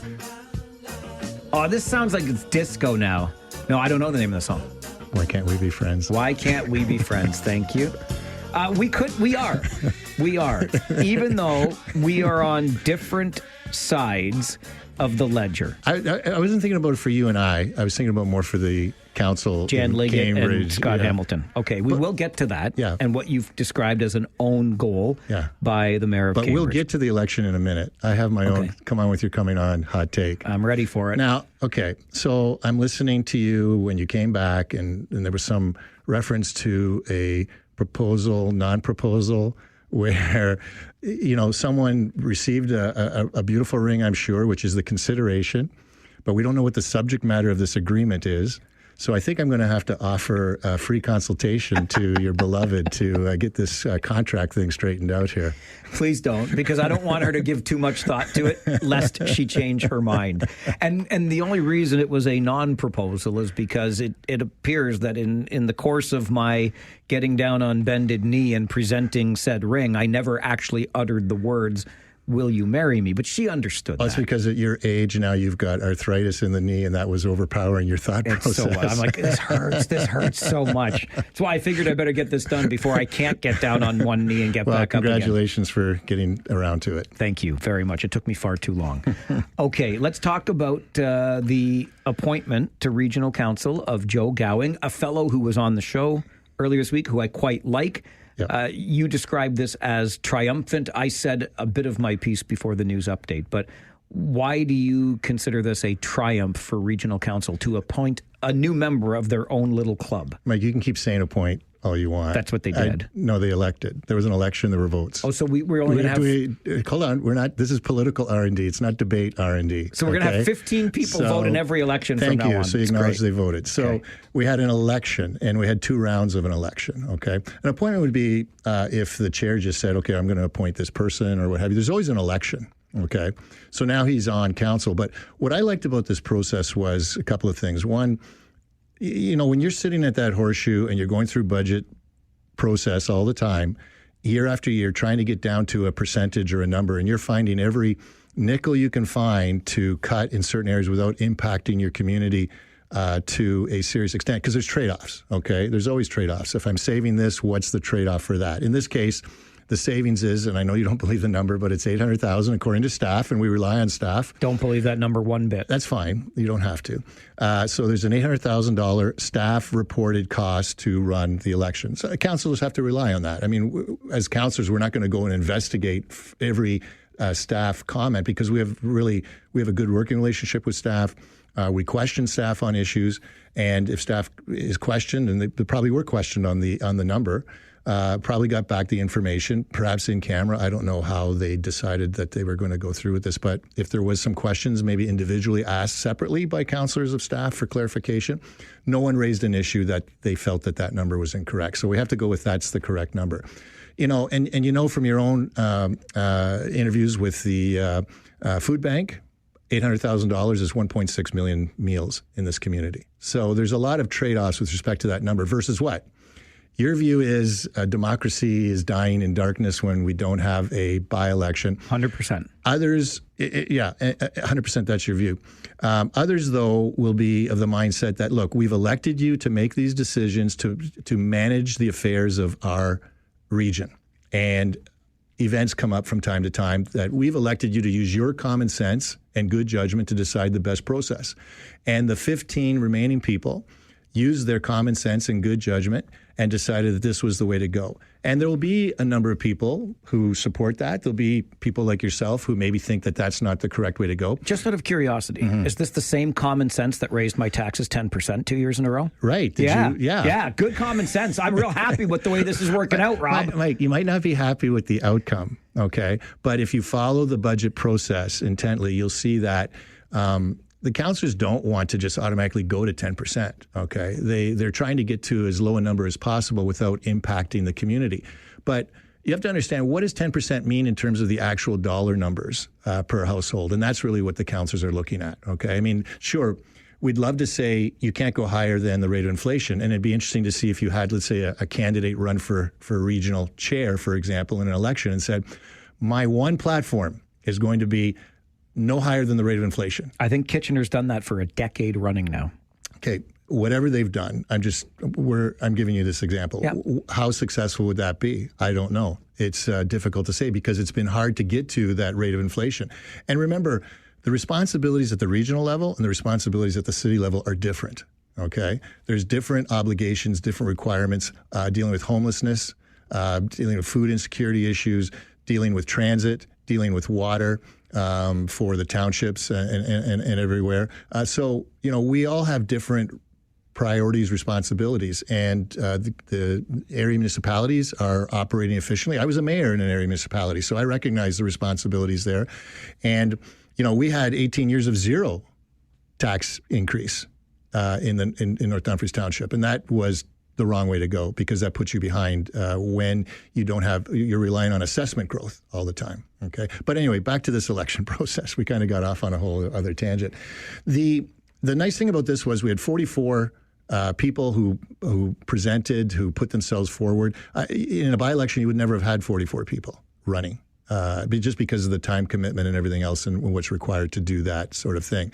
And so we were able to do a job interview, and we were able to have a vote on who they wanted. And, you also have to look at, there's a number of factors too. I mean, the 15 are sitting there going, okay, well, we have another, 14 months or whatever to go before the next election. We have a big budget here coming up. Who do we think can get up to speed quickly? Who do we think will work best with us? I mean, there's a whole lot of dynamics here because you're working together. You're trying to work as a cohesive group when you're looking at the issues of the day. And it takes a lot of cooperation. You don't see a lot of people, standing out on their own or being belligerent or what have you. And I'm not saying that any of the 44 were going to be that way, but you're trying to decide who do you think will best work with what we have, and is their experience going to get them to a point where they can jump in and act quickly on the issues of the day. Any of those other 43 applicants now. Right, yeah. And again, I want to be clear. I like Joe Gowing quite a bit. Knew him before this process, and I think he's going to be a fine counselor. No one's questioning Joe's abilities or anything. No, that's understood. He has now an advantage over any of those other 43 people should they choose to run again because he's got 14 months in the chair. He gets some name recognition, etc. And some way, somehow, Rob, despite the fact there's a municipal election in 14 months, Ottawa, Hamilton, and Windsor all figured out a way to do a by-election to fill a vacancy. We should have done that. Well, they can do it. We can do it. You don't know all the circumstances. The circumstances, there was a vacancy and they did the democratic thing. Nothing's ever as simple as that. In fact, in Ottawa, they said the backlash was so strong from the last time they made an appointment they went the by-election route this Right. time. So keep we can complaining, see- folks. Yeah, well, I will. There certainly is one individual that will keep complaining. I will. But the issue of whether you have an advantage as an incumbent, that would come whether there was an election or a broad election or this smaller election. But at least the voters had their say. It's my choice, and I'm in Kitchener. You know the turnout for elections too, okay? You know the turnout for elections. So you've got to be a realist about this. Okay. I know, as good and upstanding a person as you are today, Thank you. I'm sure, you're welcome, there were times when you were a young man, maybe back in your St. Jerome's days, that you ran afoul of the principal of the school, a teacher, and you always had a good reason for it, right? Maybe not. But you were still wrong, and that's the problem when we excuse make for these appointments, Rob. The by-elections. The by-elections expensive. The turnout's low. Those are not excuses. So when it is an excuse. No, those are Michael. Okay, so those are not excuses. Those are arguments that you're weighing the pros and cons and deciding which way you're going to go. So that's part of the decision-making process. When do we reach the point where we say, you know what, turnout's so low in municipal elections, we're not having them anymore. They're too expensive. Only 23% of voters show up. We're just going to appoint councils. Well, we're nowhere near that point. Well, we're going that way. No, we're not. Yes, we are. This was an interim situation. 6 times. No one's canceling municipal elections. 6 times. Is there an this election term. in 2026? Yes, there is. Okay. And guess what you should do with the 15 other councillors on that regional horseshoe right now? See you later. Over this one issue? Oh, I'm so upset about it, Rob. I'm so upset. That is too harsh a response. It might be. I might have exaggerated that one. All right. Do you want to talk about the mayor in Cambridge and Councillor Hamilton? Yep. Okay. Yep. Hang on a sec. We'll get to that. The own goal scored by Mayor Liggett coming up on Political R&D. This is the Mike Farwell Show, 570 News Radio and Rogers TV. Wednesday mornings, 11:30, we're joined by Rob Deutschman for Political R&D. And there is a lot of political unrest right now in Cambridge. Mayor Liggett, Councillor Scott Hamilton, bit of a war of words between the two of them. Here is what Mayor Liggett had to say on an 8-minute social media post about her colleague on council. It is not enough for Councillors Hamilton and Earnshaw to have the advantage and the privilege of information or staff advice, and not all of the rest of council. This would or could have put council in a compromised legal position. The councillor himself stated in the same news article that the city's solicitor and clerk expressed some concerns over the complexities of city bylaw, working with our organizations such as WRPS, the Region and Outreach Agency. Those are his words. He repeated similar wording in the radio talk show, stating, "I always engage staff beforehand, and so Councillor Earnshaw and I met with legal services. We met with the clerk's department, and clerks and legal did express some concerns and caution about the motion. It was at this time I was informed of the potential motion. I directed staff to provide more robust information and advice to all of council. This was prior to the councillor's notice of motion getting to the point where it would have been on the agenda or the addendum. Staff then had requested that they be given until September 23rd to provide information and legal advice, which means the notice of motion could be placed on the agenda for September 2nd, but that will be up to the two councillors. Using statements such as could end up in purgatory, the motion is somehow gone and put on the shelf until who knows who when, coming sometime in October is not just hyperbole, but inflammatory. The notice was never removed nor blocked, but it sure makes for a good narrative to state as much. But it is neither true nor correct." Scott Hamilton's narrative, Mayor Liggett's narrative. Yeah. Rob, you say this is an own goal for the mayor. Just interesting, though, on that tape, on the original, she stuttered over hyperbole, so I think there was I cleaned it up to make it there was a cleanup on more that. Understandable. Yeah, I try to help where I can. I do that for everybody. Okay, thank you. I'll remember that in the future. You're live. You're on your own, pal. Yeah, so if we ever pre-tape. You look at, first off, people in the community want their council to work together for the community. If the council is not working together, they're not working for the community. And that is a huge problem. And this is where as I've said to you before, the 12 most important municipal positions in the region include the 7 mayors and the regional chair, because each of those individuals is elected by the whole of their municipality. Councillors are elected by their different wards. And the mayor has to be the quarterback, the peacemaker, the lunch supervisor, playground supervisor. The mayor has to understand the situation and reach out and communicate directly with the councillors if there's a concern about something happening here. The other thing, too, that's going on here, first off, I think that this 8-minute video and the content of it has resulted in, I would consider, some violations of the code of conduct in terms of the interaction between councillors and the statements that were made here. And I wouldn't be, if someone did provide a complaint to the Integrity Commissioner, it would be properly the subject of investigation by the Integrity Commissioner because of the statements made about councillors, about the intent of councillors. And really, this all gets back to their policies and procedures. Mayor Liggett's trying to explain the policies and procedures in this 8-minute plus long, somewhat rambly video. And you kind of get lost in all of that. And then you start to hear, as she keeps going on, talking about the intent of the councillors. If you would go back to your policies and procedures bylaw about, in section 10 of theirs, I looked at it, about how to introduce a motion. This was a very simple thing.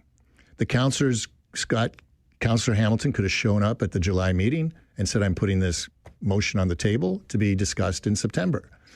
If Councillor Hamilton wanted to ask for the waiving of notice of the motion, that could have been done. The people would have voted on it and decided what they could do. You heard Mayor Leggett said, well, generally councillors will waive the notice of motion to be kind to whoever's asking for it. That's not true. If councillors have a concern about the topic, subject matter that's happening, they can, first of all, say, no, we're not waiving notice of motion. It's not being heard. Or if it was supposedly going to be heard, any councillor could have brought forward a motion to defer. Whether Councillor Hamilton was going to ask for that waiver, that's not a reason for taking it off. There's absolutely zero reason. And I don't know if you were here when Tom Galloway was on the Friday 4 panel. It might have been. I was away last week. Yeah. So, he was of the same mindset that you and I had talked about this previously.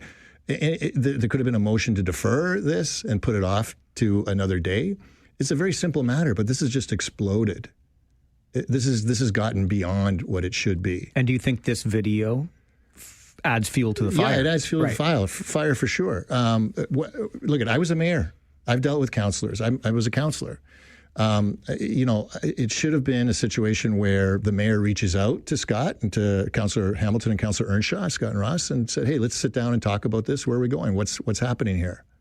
There was no, even though the issue of the weather and the extreme temperatures and encampments and evictions is a serious issue, I don't believe there was any evictions going on because I saw in another article where there was a meeting in July between local legal services and the city of Cambridge, and they were holding off on some evictions.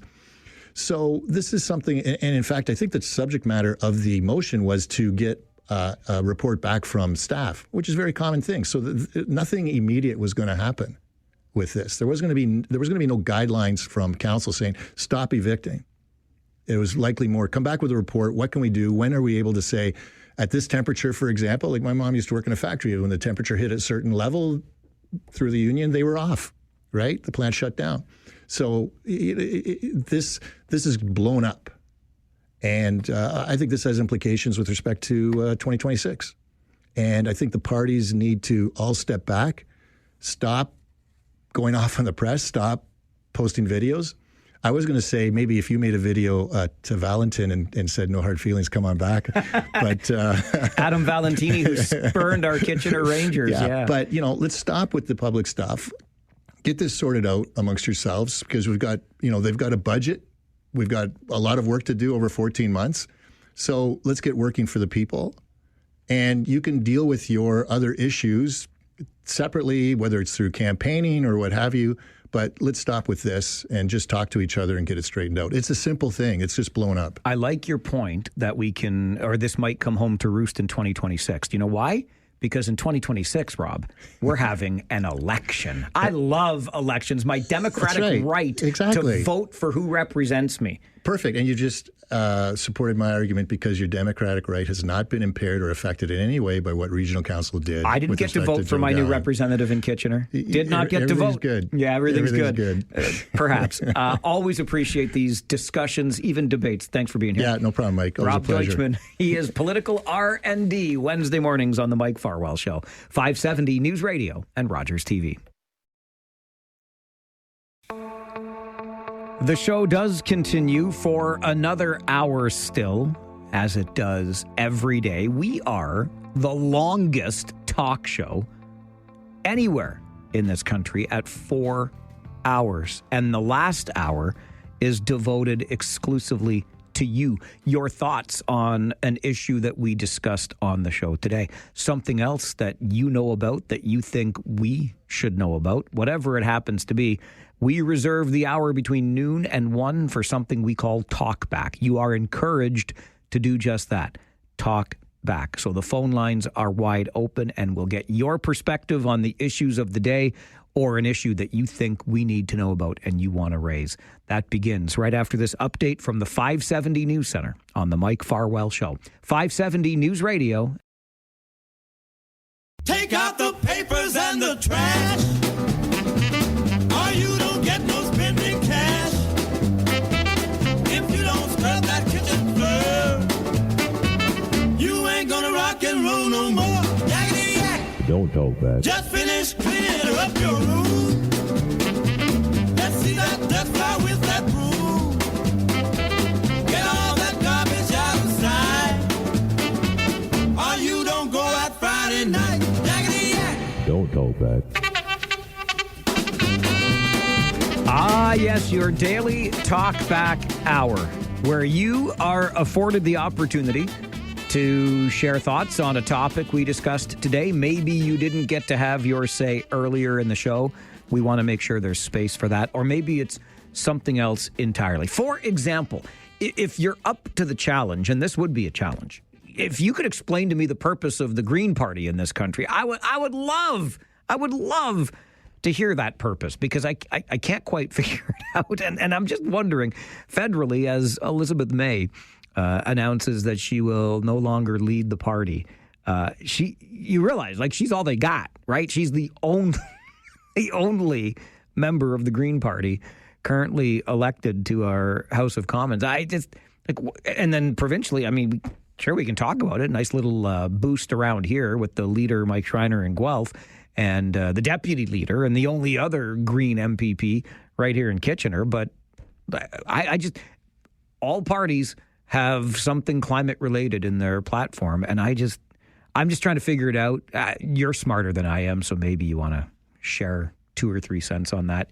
Again, if you're up to the challenge, because it would be considerable. Either way, always love hearing from you. You want to start the conversation, I'm here to listen. We'll have a chat. 519-570-2545. Star 570 and 1-800-570-5715. We'll start with Rob. Good afternoon, Rob. Hi, Mike. How are you doing? Good, thank you. How are you? I'm not too bad, thanks. Good. My concern here is the amount of news that we get. Now, I don't know exactly how much or which media are funded, but it seems like we're not always getting the news, and you have to have a multiple of different sources. And one of those sources I came across said that in 2024, 22 employees of Global Affairs Canada were fired for theft or embezzlement. And I'm wondering what became of that situation. Were they prosecuted? Because, I mean, theft is a pretty serious thing. Well, it depends on the level of theft, right? Yeah. Yeah. Yeah, and I mean, I don't believe you could steal from your employer, nor could I steal from mine. Well, I'm retired now, but the fact is, I'm wondering, were these people ever prosecuted? It's just like the story ends there, And what I'm concerned most about is accountability. We all realize that we have to pay taxes, and that it keeps the system going. But when we've got outright theft in government, what is happening from that? Yeah, you know what, Rob? It's a great question, and I appreciate you asking it.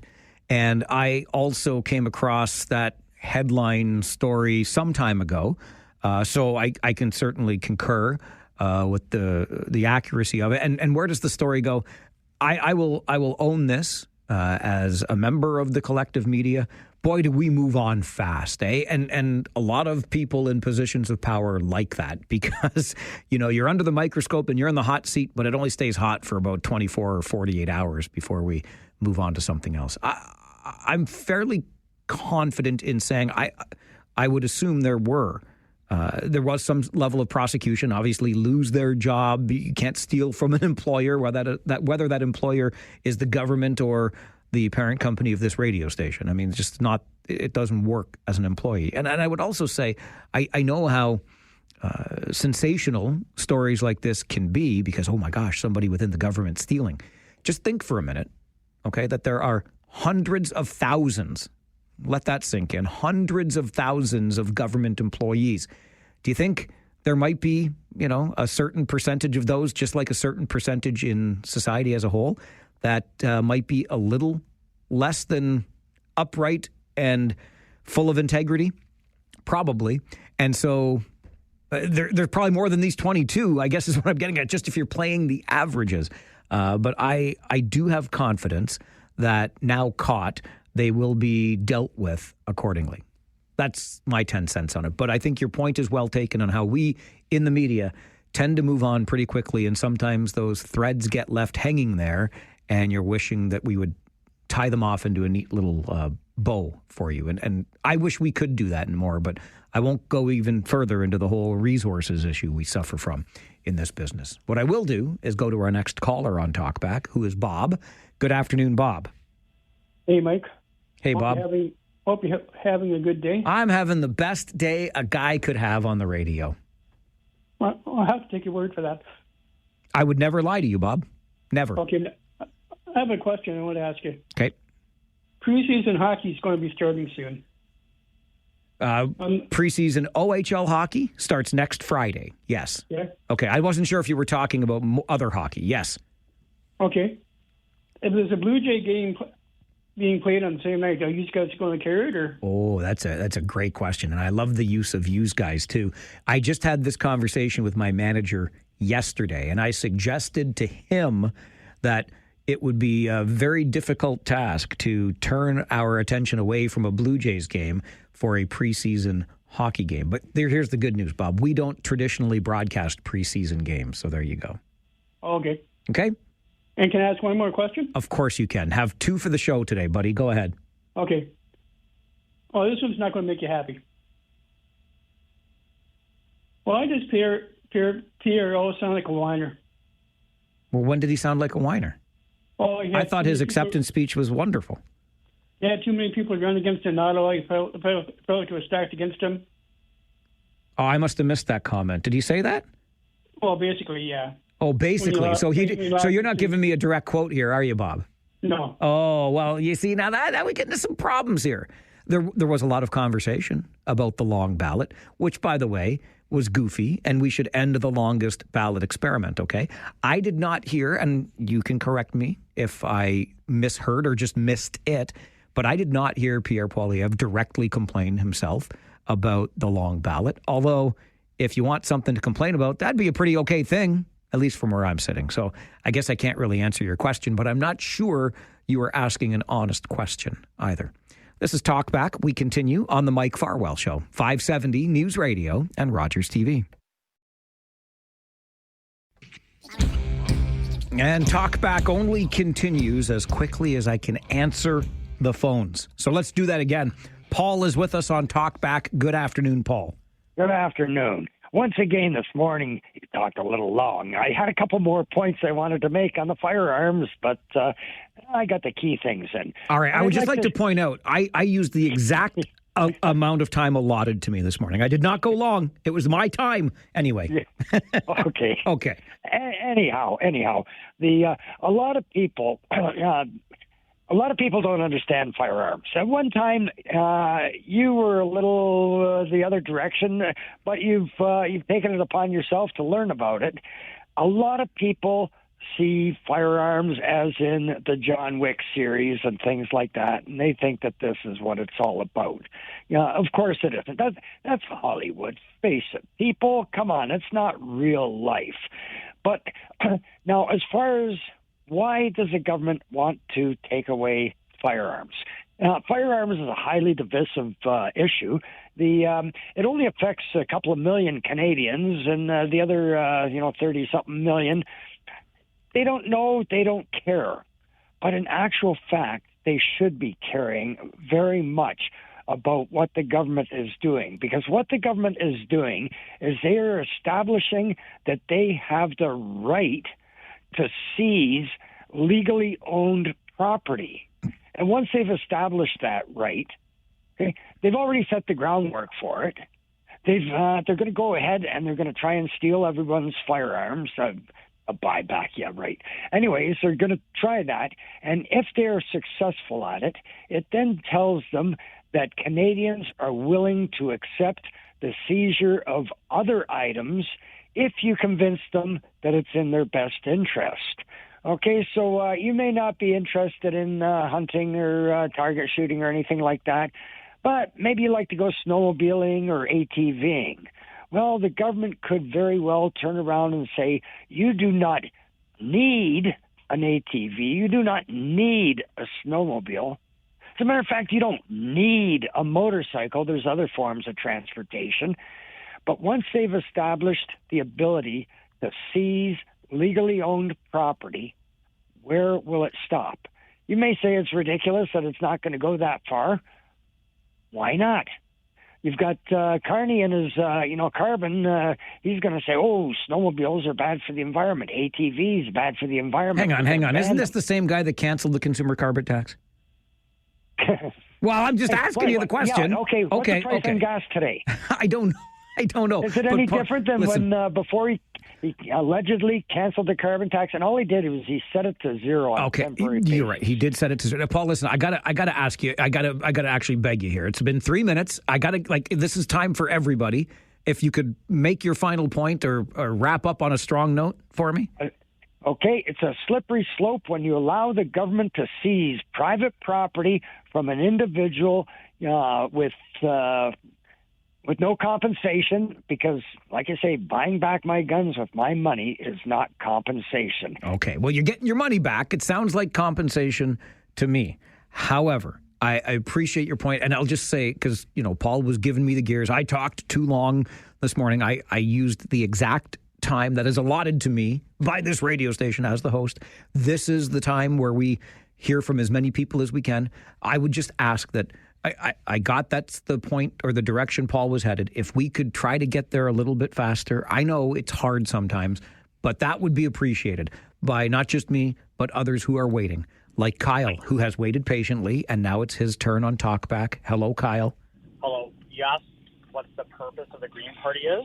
Yeah, well, I'm not sure about it. So, environmental protection, social justice, grassroots democracy, sustainable economic policies aiming to create a fair and ecologically responsible society. What do you stop reading their website to me? What are you doing?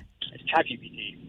Oh my word! AI. There's no. Listen, I'm going to I'll throw you in jackwagon jail if you use AI on this show. There's no AI on my show. That's it. Oh, all my jokes have been coming from that. I'll be honest with that. I'll be honest. I'll be like, just on ChatGPT, give me a joke.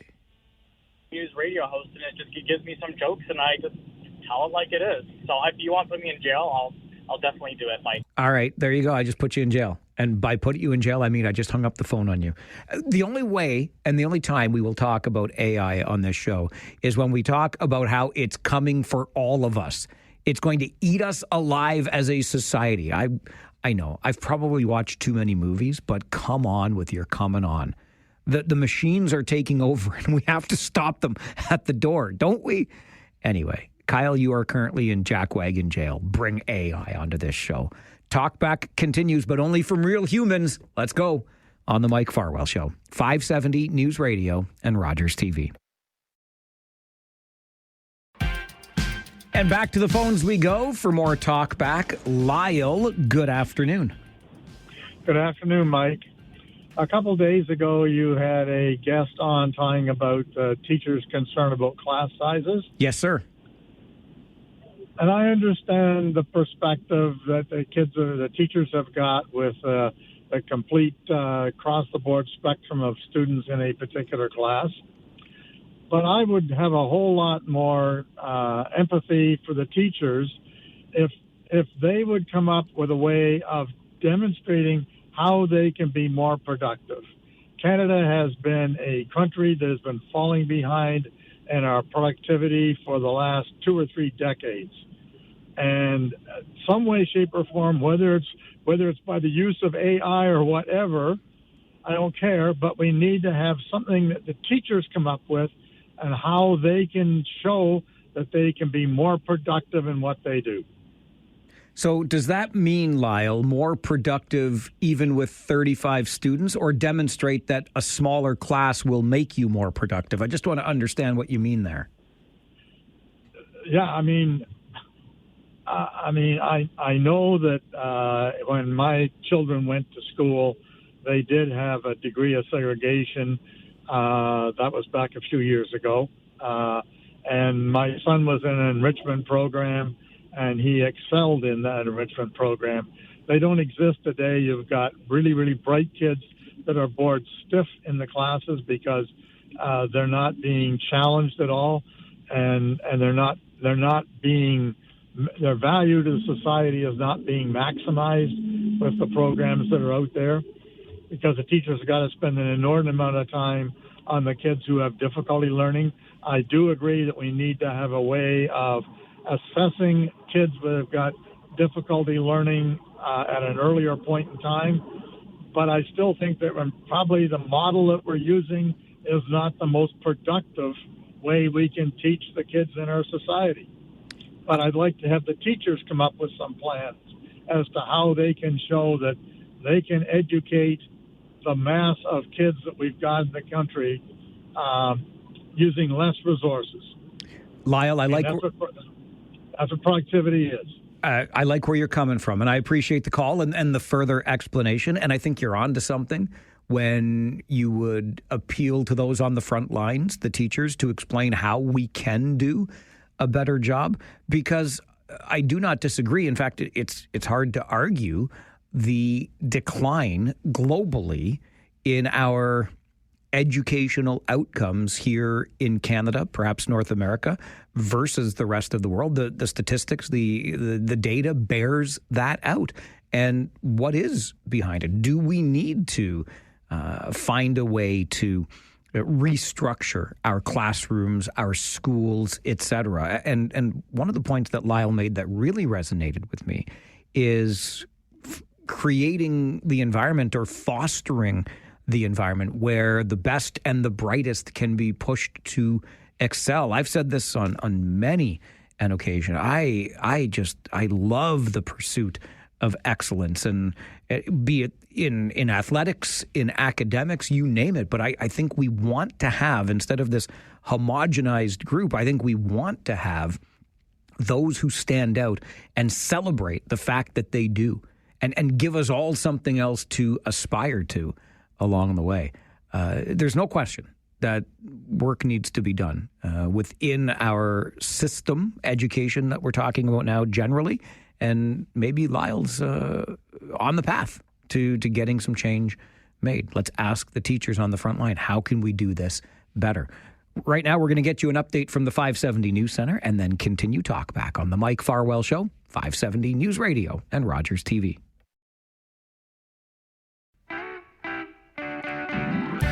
The Talkback Hour is your chance to share a thought on an issue we discussed on the show today. Another issue of the day, something else that you think we should know about. That's what Talkback is all about. Back to the phones we go. Terry, good afternoon. Hey, good afternoon, Mike. Going back to the Ian Hunter segment, imagine that, a baseball player accusing another baseball player of steroids. Wow. Good. Well played. Well played. You know what, Mike? None of these previous players ever tested positive for steroids. They all started ratting each other out when they were that Balco company was being investigated by Congress. That's how this all came out. Like Mark McGuire, those guys, they never tested at all. I mean, we all know. Well, baseball wasn't testing. It was baseball's dirty secret, right? They just turned a blind eye to everything. I'm not so sure they're tested today anyway. But anyway, that's not what I'm talking about. Going back to what Liberal Bob was saying, Mike, I think on your radio station, I think the Rangers come first, right, in packing order, and then it's the Leafs, then the Jays. Like for broadcasting the sports in the evening. Yeah, I'm pretty. Unless, look, I don't want to get ahead of myself because it's not my decision to make. But if I remember correctly from years past, if the Blue Jays are in the playoffs and it's early in the Rangers season, there might be some changes to programming then. I know that we have done internet only Rangers broadcasts, or we've moved us onto another station. I know I have in the past done hockey games on our country station. So we will find a way, because we have the power of 3 radio stations here with our group, Chime 96.7, Country 106.7, and 570 News Radio. We'll find a way to get it on the air. But sorry. No, that was my fault. Oh, yeah, no worries. I wasn't aware that you guys could be, normally you transfer to the other stations. But, yeah, I thought that the Rangers came first and then Leafs and Jays. But the Jays are on 590 The Fan every night. They are indeed. Yeah. So I'm sure in Waterloo region you can get good reception from Toronto for that radio. Let's not get too far ahead of ourselves here, Terry. I want people on 570, okay? Rogers owns all of them. I know. Umbrella. I didn't say another one. Okay, I just want everybody to listen to me. I want all the power, Terry. You should know this about me by now. I know. And quickly before I go, Paul from Preston broke a record last Friday that I don't think will ever be broken on your radio station. What happened? He got hung up on twice on Friday. Wow. That's a record, because normally when someone gets hung up on, I don't think they call for the remainder of the day, or like me, if I ever get hung up on, I usually don't call for weeks, months, sometimes longer. So that's a record. Paul should have that honor for forever. So, yeah, I don't think it'll ever be broken. Anyway, Mike, have yourself a good day. Thanks. Thanks, Terry. You too. I hung up on Kyle earlier today. If he wants to try for the record, go ahead, Kyle. Call back. I'll hang up on you in a heartbeat because he's in jackwagon jail. Hello, Grant. You're on Talkback. Yeah, good day. Is this a new rule with the baseball where I think it's either 6th or 7th inning, you're not allowed to switch pitchers until the initial 2 players at bat go up? I think it's 3, and I don't know if it depends on the inning or not. I just think it's to keep the game moving quicker, so you don't bring in a pitcher just for one batter or something like that. So okay. And I did check this out last week about the old bus station. They said something about the platforms not being big enough. And what government is supposed to be building this hub on Victoria Street? That's a great question, Grant. It's our regional government that is responsible for the project, but Metrolinx, which is the provincial transit agency, is also involved. So perhaps we could add the province into this as well. But that's who's responsible for transit in the region, our regional government. So the second level of our municipal government. I'm not quite sure where you're coming from with the old bus terminal that's still sitting there collecting mothballs on Gaukel Street at Charles. But nonetheless, the central transit hub, which is supposed to be built, no, let me rephrase that, was supposed to have been built 3 years ago at the corner of King and Victoria, is still just an empty parcel of land, which is starting to drive me a little bit nuts. Ernie, good afternoon. You're on Talkback. Hey, Mikey. First off, congratulations there. Well, thank you very much, sir. I appreciate that. If you need me to say a speech or something, you just let me know, okay? Not a chance, pal. Not a chance. And the color code at my wedding is going to be black and gold, buddy. So just settle down right there. As long as there's an open bar, I'll be there. Okay? Of course you will. Yeah, okay.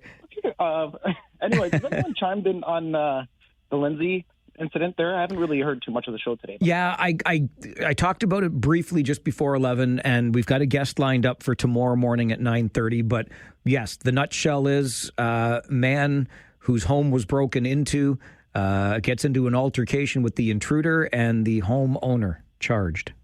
I think everyone is cheering for the homeowner here in this case. I don't know what, Mike, if somebody breaks in my house, what am I supposed to do? Am I supposed to just ask them to say, hey, what are you doing here? Can you please leave? Especially if he's brandishing a weapon or he has something on him or he's in your home uninvited. I think, not necessarily that you should be able to kill the person, but to the point where you hit him out of your house. Yeah, like that. You should be allowed to do that, Mike, in my opinion anyways. I don't know what else. How else are we supposed to protect our homes? I don't understand this. I don't understand where we're going. But I hear you. It's a tough one. And in this case, we know the laws in Canada, Ernie, you are allowed under the law to use, quote, reasonable force. That gets a little bit subjective. What might be reasonable to you might not be reasonable to me. And in this case, what we do know, we don't know everything, but we do know the alleged intruder suffered life-threatening injuries. So we have that too. I hear you, Mike. I get where you're coming from. It just seems like basically if I see a nice place and I want to go in there, there's more risk on the homeowner than it is as the criminal going into the house. That's where the tide needs to turn, Mike. Okay, fair point. Thanks, Mike. Thanks, Ernie. I appreciate it. I get it. And listen, what would I do? I mean, I think that's every homeowner's nightmare, isn't it? 3 o'clock in the morning, you hear something, you get up to check it out, and it's not just the wind. There's somebody in your house. How are you going to respond? Well, this man in Lindsay up near Peterborough responded with force, and now he and the alleged intruder are both charged. We'll continue talk back on the Mike Farwell Show, 570 News Radio and Rogers TV.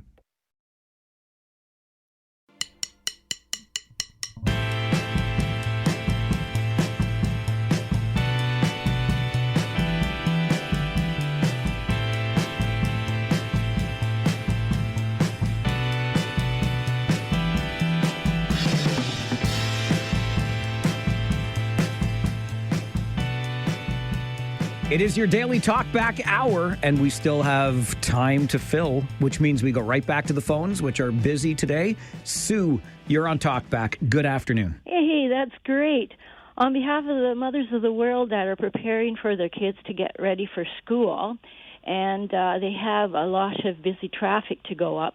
I've been here 10 years. I've been requesting that the middle lane of Herb Street, where I am, between the downtown and Weber, that they get an arrow put in at Devitt in the center to say you have to go straight. You can't turn from the middle lane to go down to Devitt. Well, who turns from the middle lane? Who does that? Well, they do. Yes, there's been altercations I've seen for the 10 years, and all they need to do is, and I saw the painters come. I was thinking, great. They're going to put an arrow in now in the center. I fully respect where you're coming from, but we shouldn't need an arrow. You don't cross a lane while making a turn. Well, so that's drivers. What they do because of the problem with the bicycle lanes stop at Petler, and then they have this knowledge. Yeah, but Devitt's way down from there. Well, it's 3 seconds, 4 seconds. Oh, I was thinking it was on the other side of Moore. Okay. Yeah.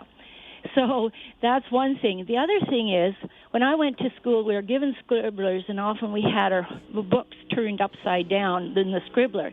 And it had the ELMA, the safety rules on how to cross streets.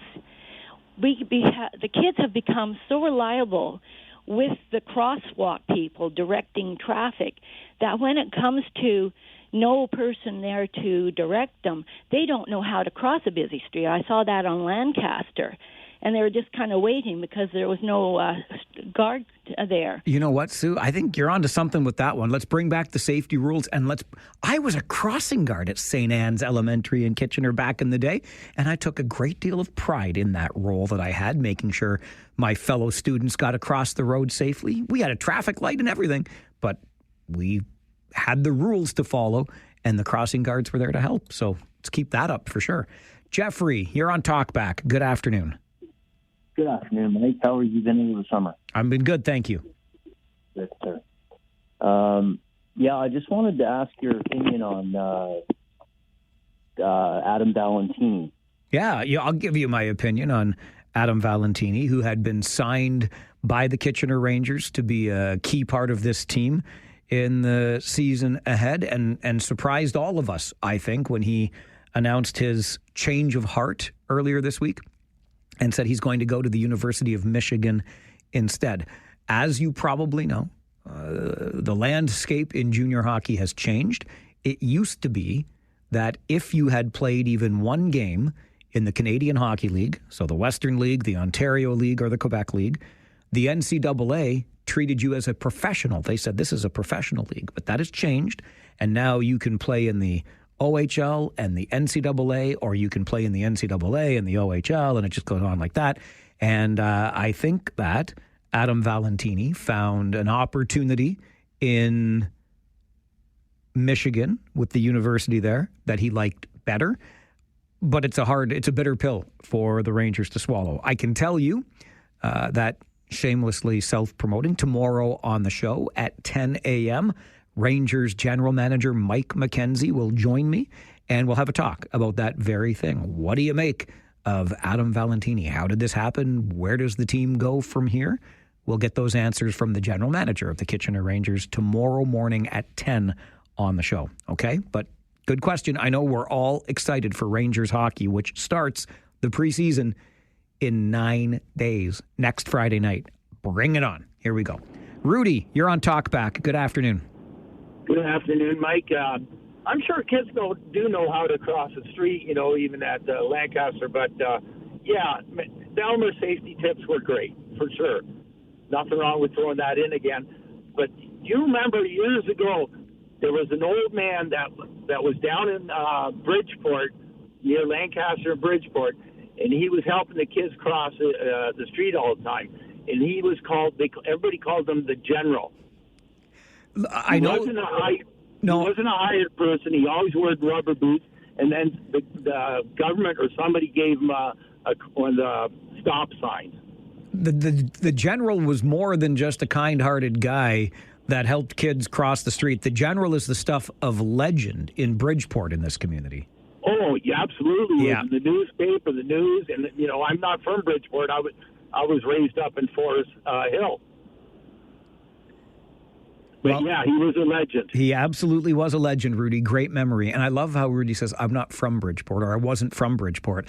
Remember the time that Bridgeport was its own place. We had the Bridgeport Raceway out there, right? The old KW drive-in. Anyway, I just go on and on.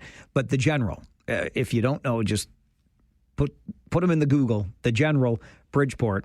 The man was the stuff of legend for this community. We'll take a break, come back with more Talkback on the Mike Farwell Show. This is 570 News Radio and Rogers TV.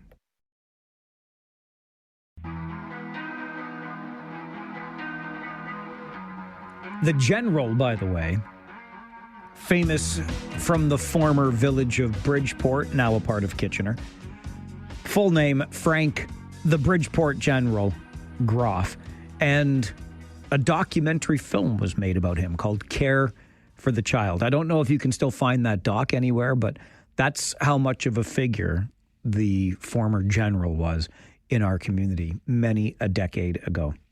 There are some really interesting stories from this town, that's for sure. And that's another opportunity for me to shamelessly self-promote. If you didn't know already, on the first Thursday of every month at 11 a.m. on the show, we have our friends from the City of Waterloo Museum join us to share a little bit of our history through a Throwback Thursday segment. And we're having lots of fun with it, going back to our days where, alcohol was a key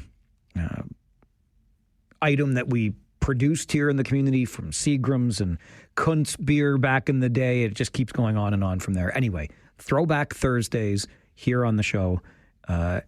First Thursday of every month at 11 in partnership with the City of Waterloo Museum. We have lots of fun with it. Talkback continues. It's always fun, too. And Afif is with us. Good afternoon, Afif. Hey, good afternoon, Mike. Just wondering, I wanted to call on Monday for, when David Drew was here. Yeah. I called, but I came a little bit too late, and I was like, oh, no. But I wanted his perspective if the Putin and, the Zelensky thing is ever going to end, which I doubt it. Putin's just, I don't think he wants to end the war at all.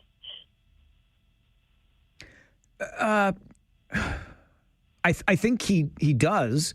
I mean, it would end for him if he got all the land that he wanted. Exactly. That's the thing. And Zelensky Ukraine doesn't want to give all the land to him, obviously, because they want some land too, obviously. So, yeah. I mean, yeah. Well, listen, Afif, I appreciate the call. You must have missed this morning then. We had Andrew Basso from Wilfrid Laurier University on the show, and we've talked to Andrew on many occasions since Russia invaded Ukraine and that whole war began. And Andrew indicated today he sounded hopeful that an end to this was coming, but he seemed to feel similarly to me in that the end would mean Ukraine does cede some territory, which I don't know is the end that we all want here, but because it essentially gives Russia at least some of what it wanted when it began this war. However, that was the conversation on the show earlier today, in case you missed it. But we might be getting close. It just depends on what the terms of that ultimate ceasefire are all about. Speaking of things on the show, I already hinted at this a little bit. General Manager Mike McKenzie of the Kitchener Rangers will join us on the show tomorrow to talk about the sudden change of heart for a star player that we thought was going to be playing for the Rangers this year. Instead, he'll play at the University of Michigan. That's at 10 tomorrow morning. At 9:30 tomorrow morning, we will talk about the man in Lindsay, Ontario, near Peterborough, who defended his home against an intruder, and both the intruder and now the defender of the home have been charged. The intruder left with life-threatening injuries. So how reasonable was the force used by the person who was defending his home? We'll talk about that on the show tomorrow. It's Thursday. Gary Chalk will be here with Living Retired. We'll have some fun on the flip side. Tell you what, I'll come back tomorrow morning at 9 if you do the same, okay? It's a deal. I'll talk to you then. My name is Mike Farwell. You are a force for good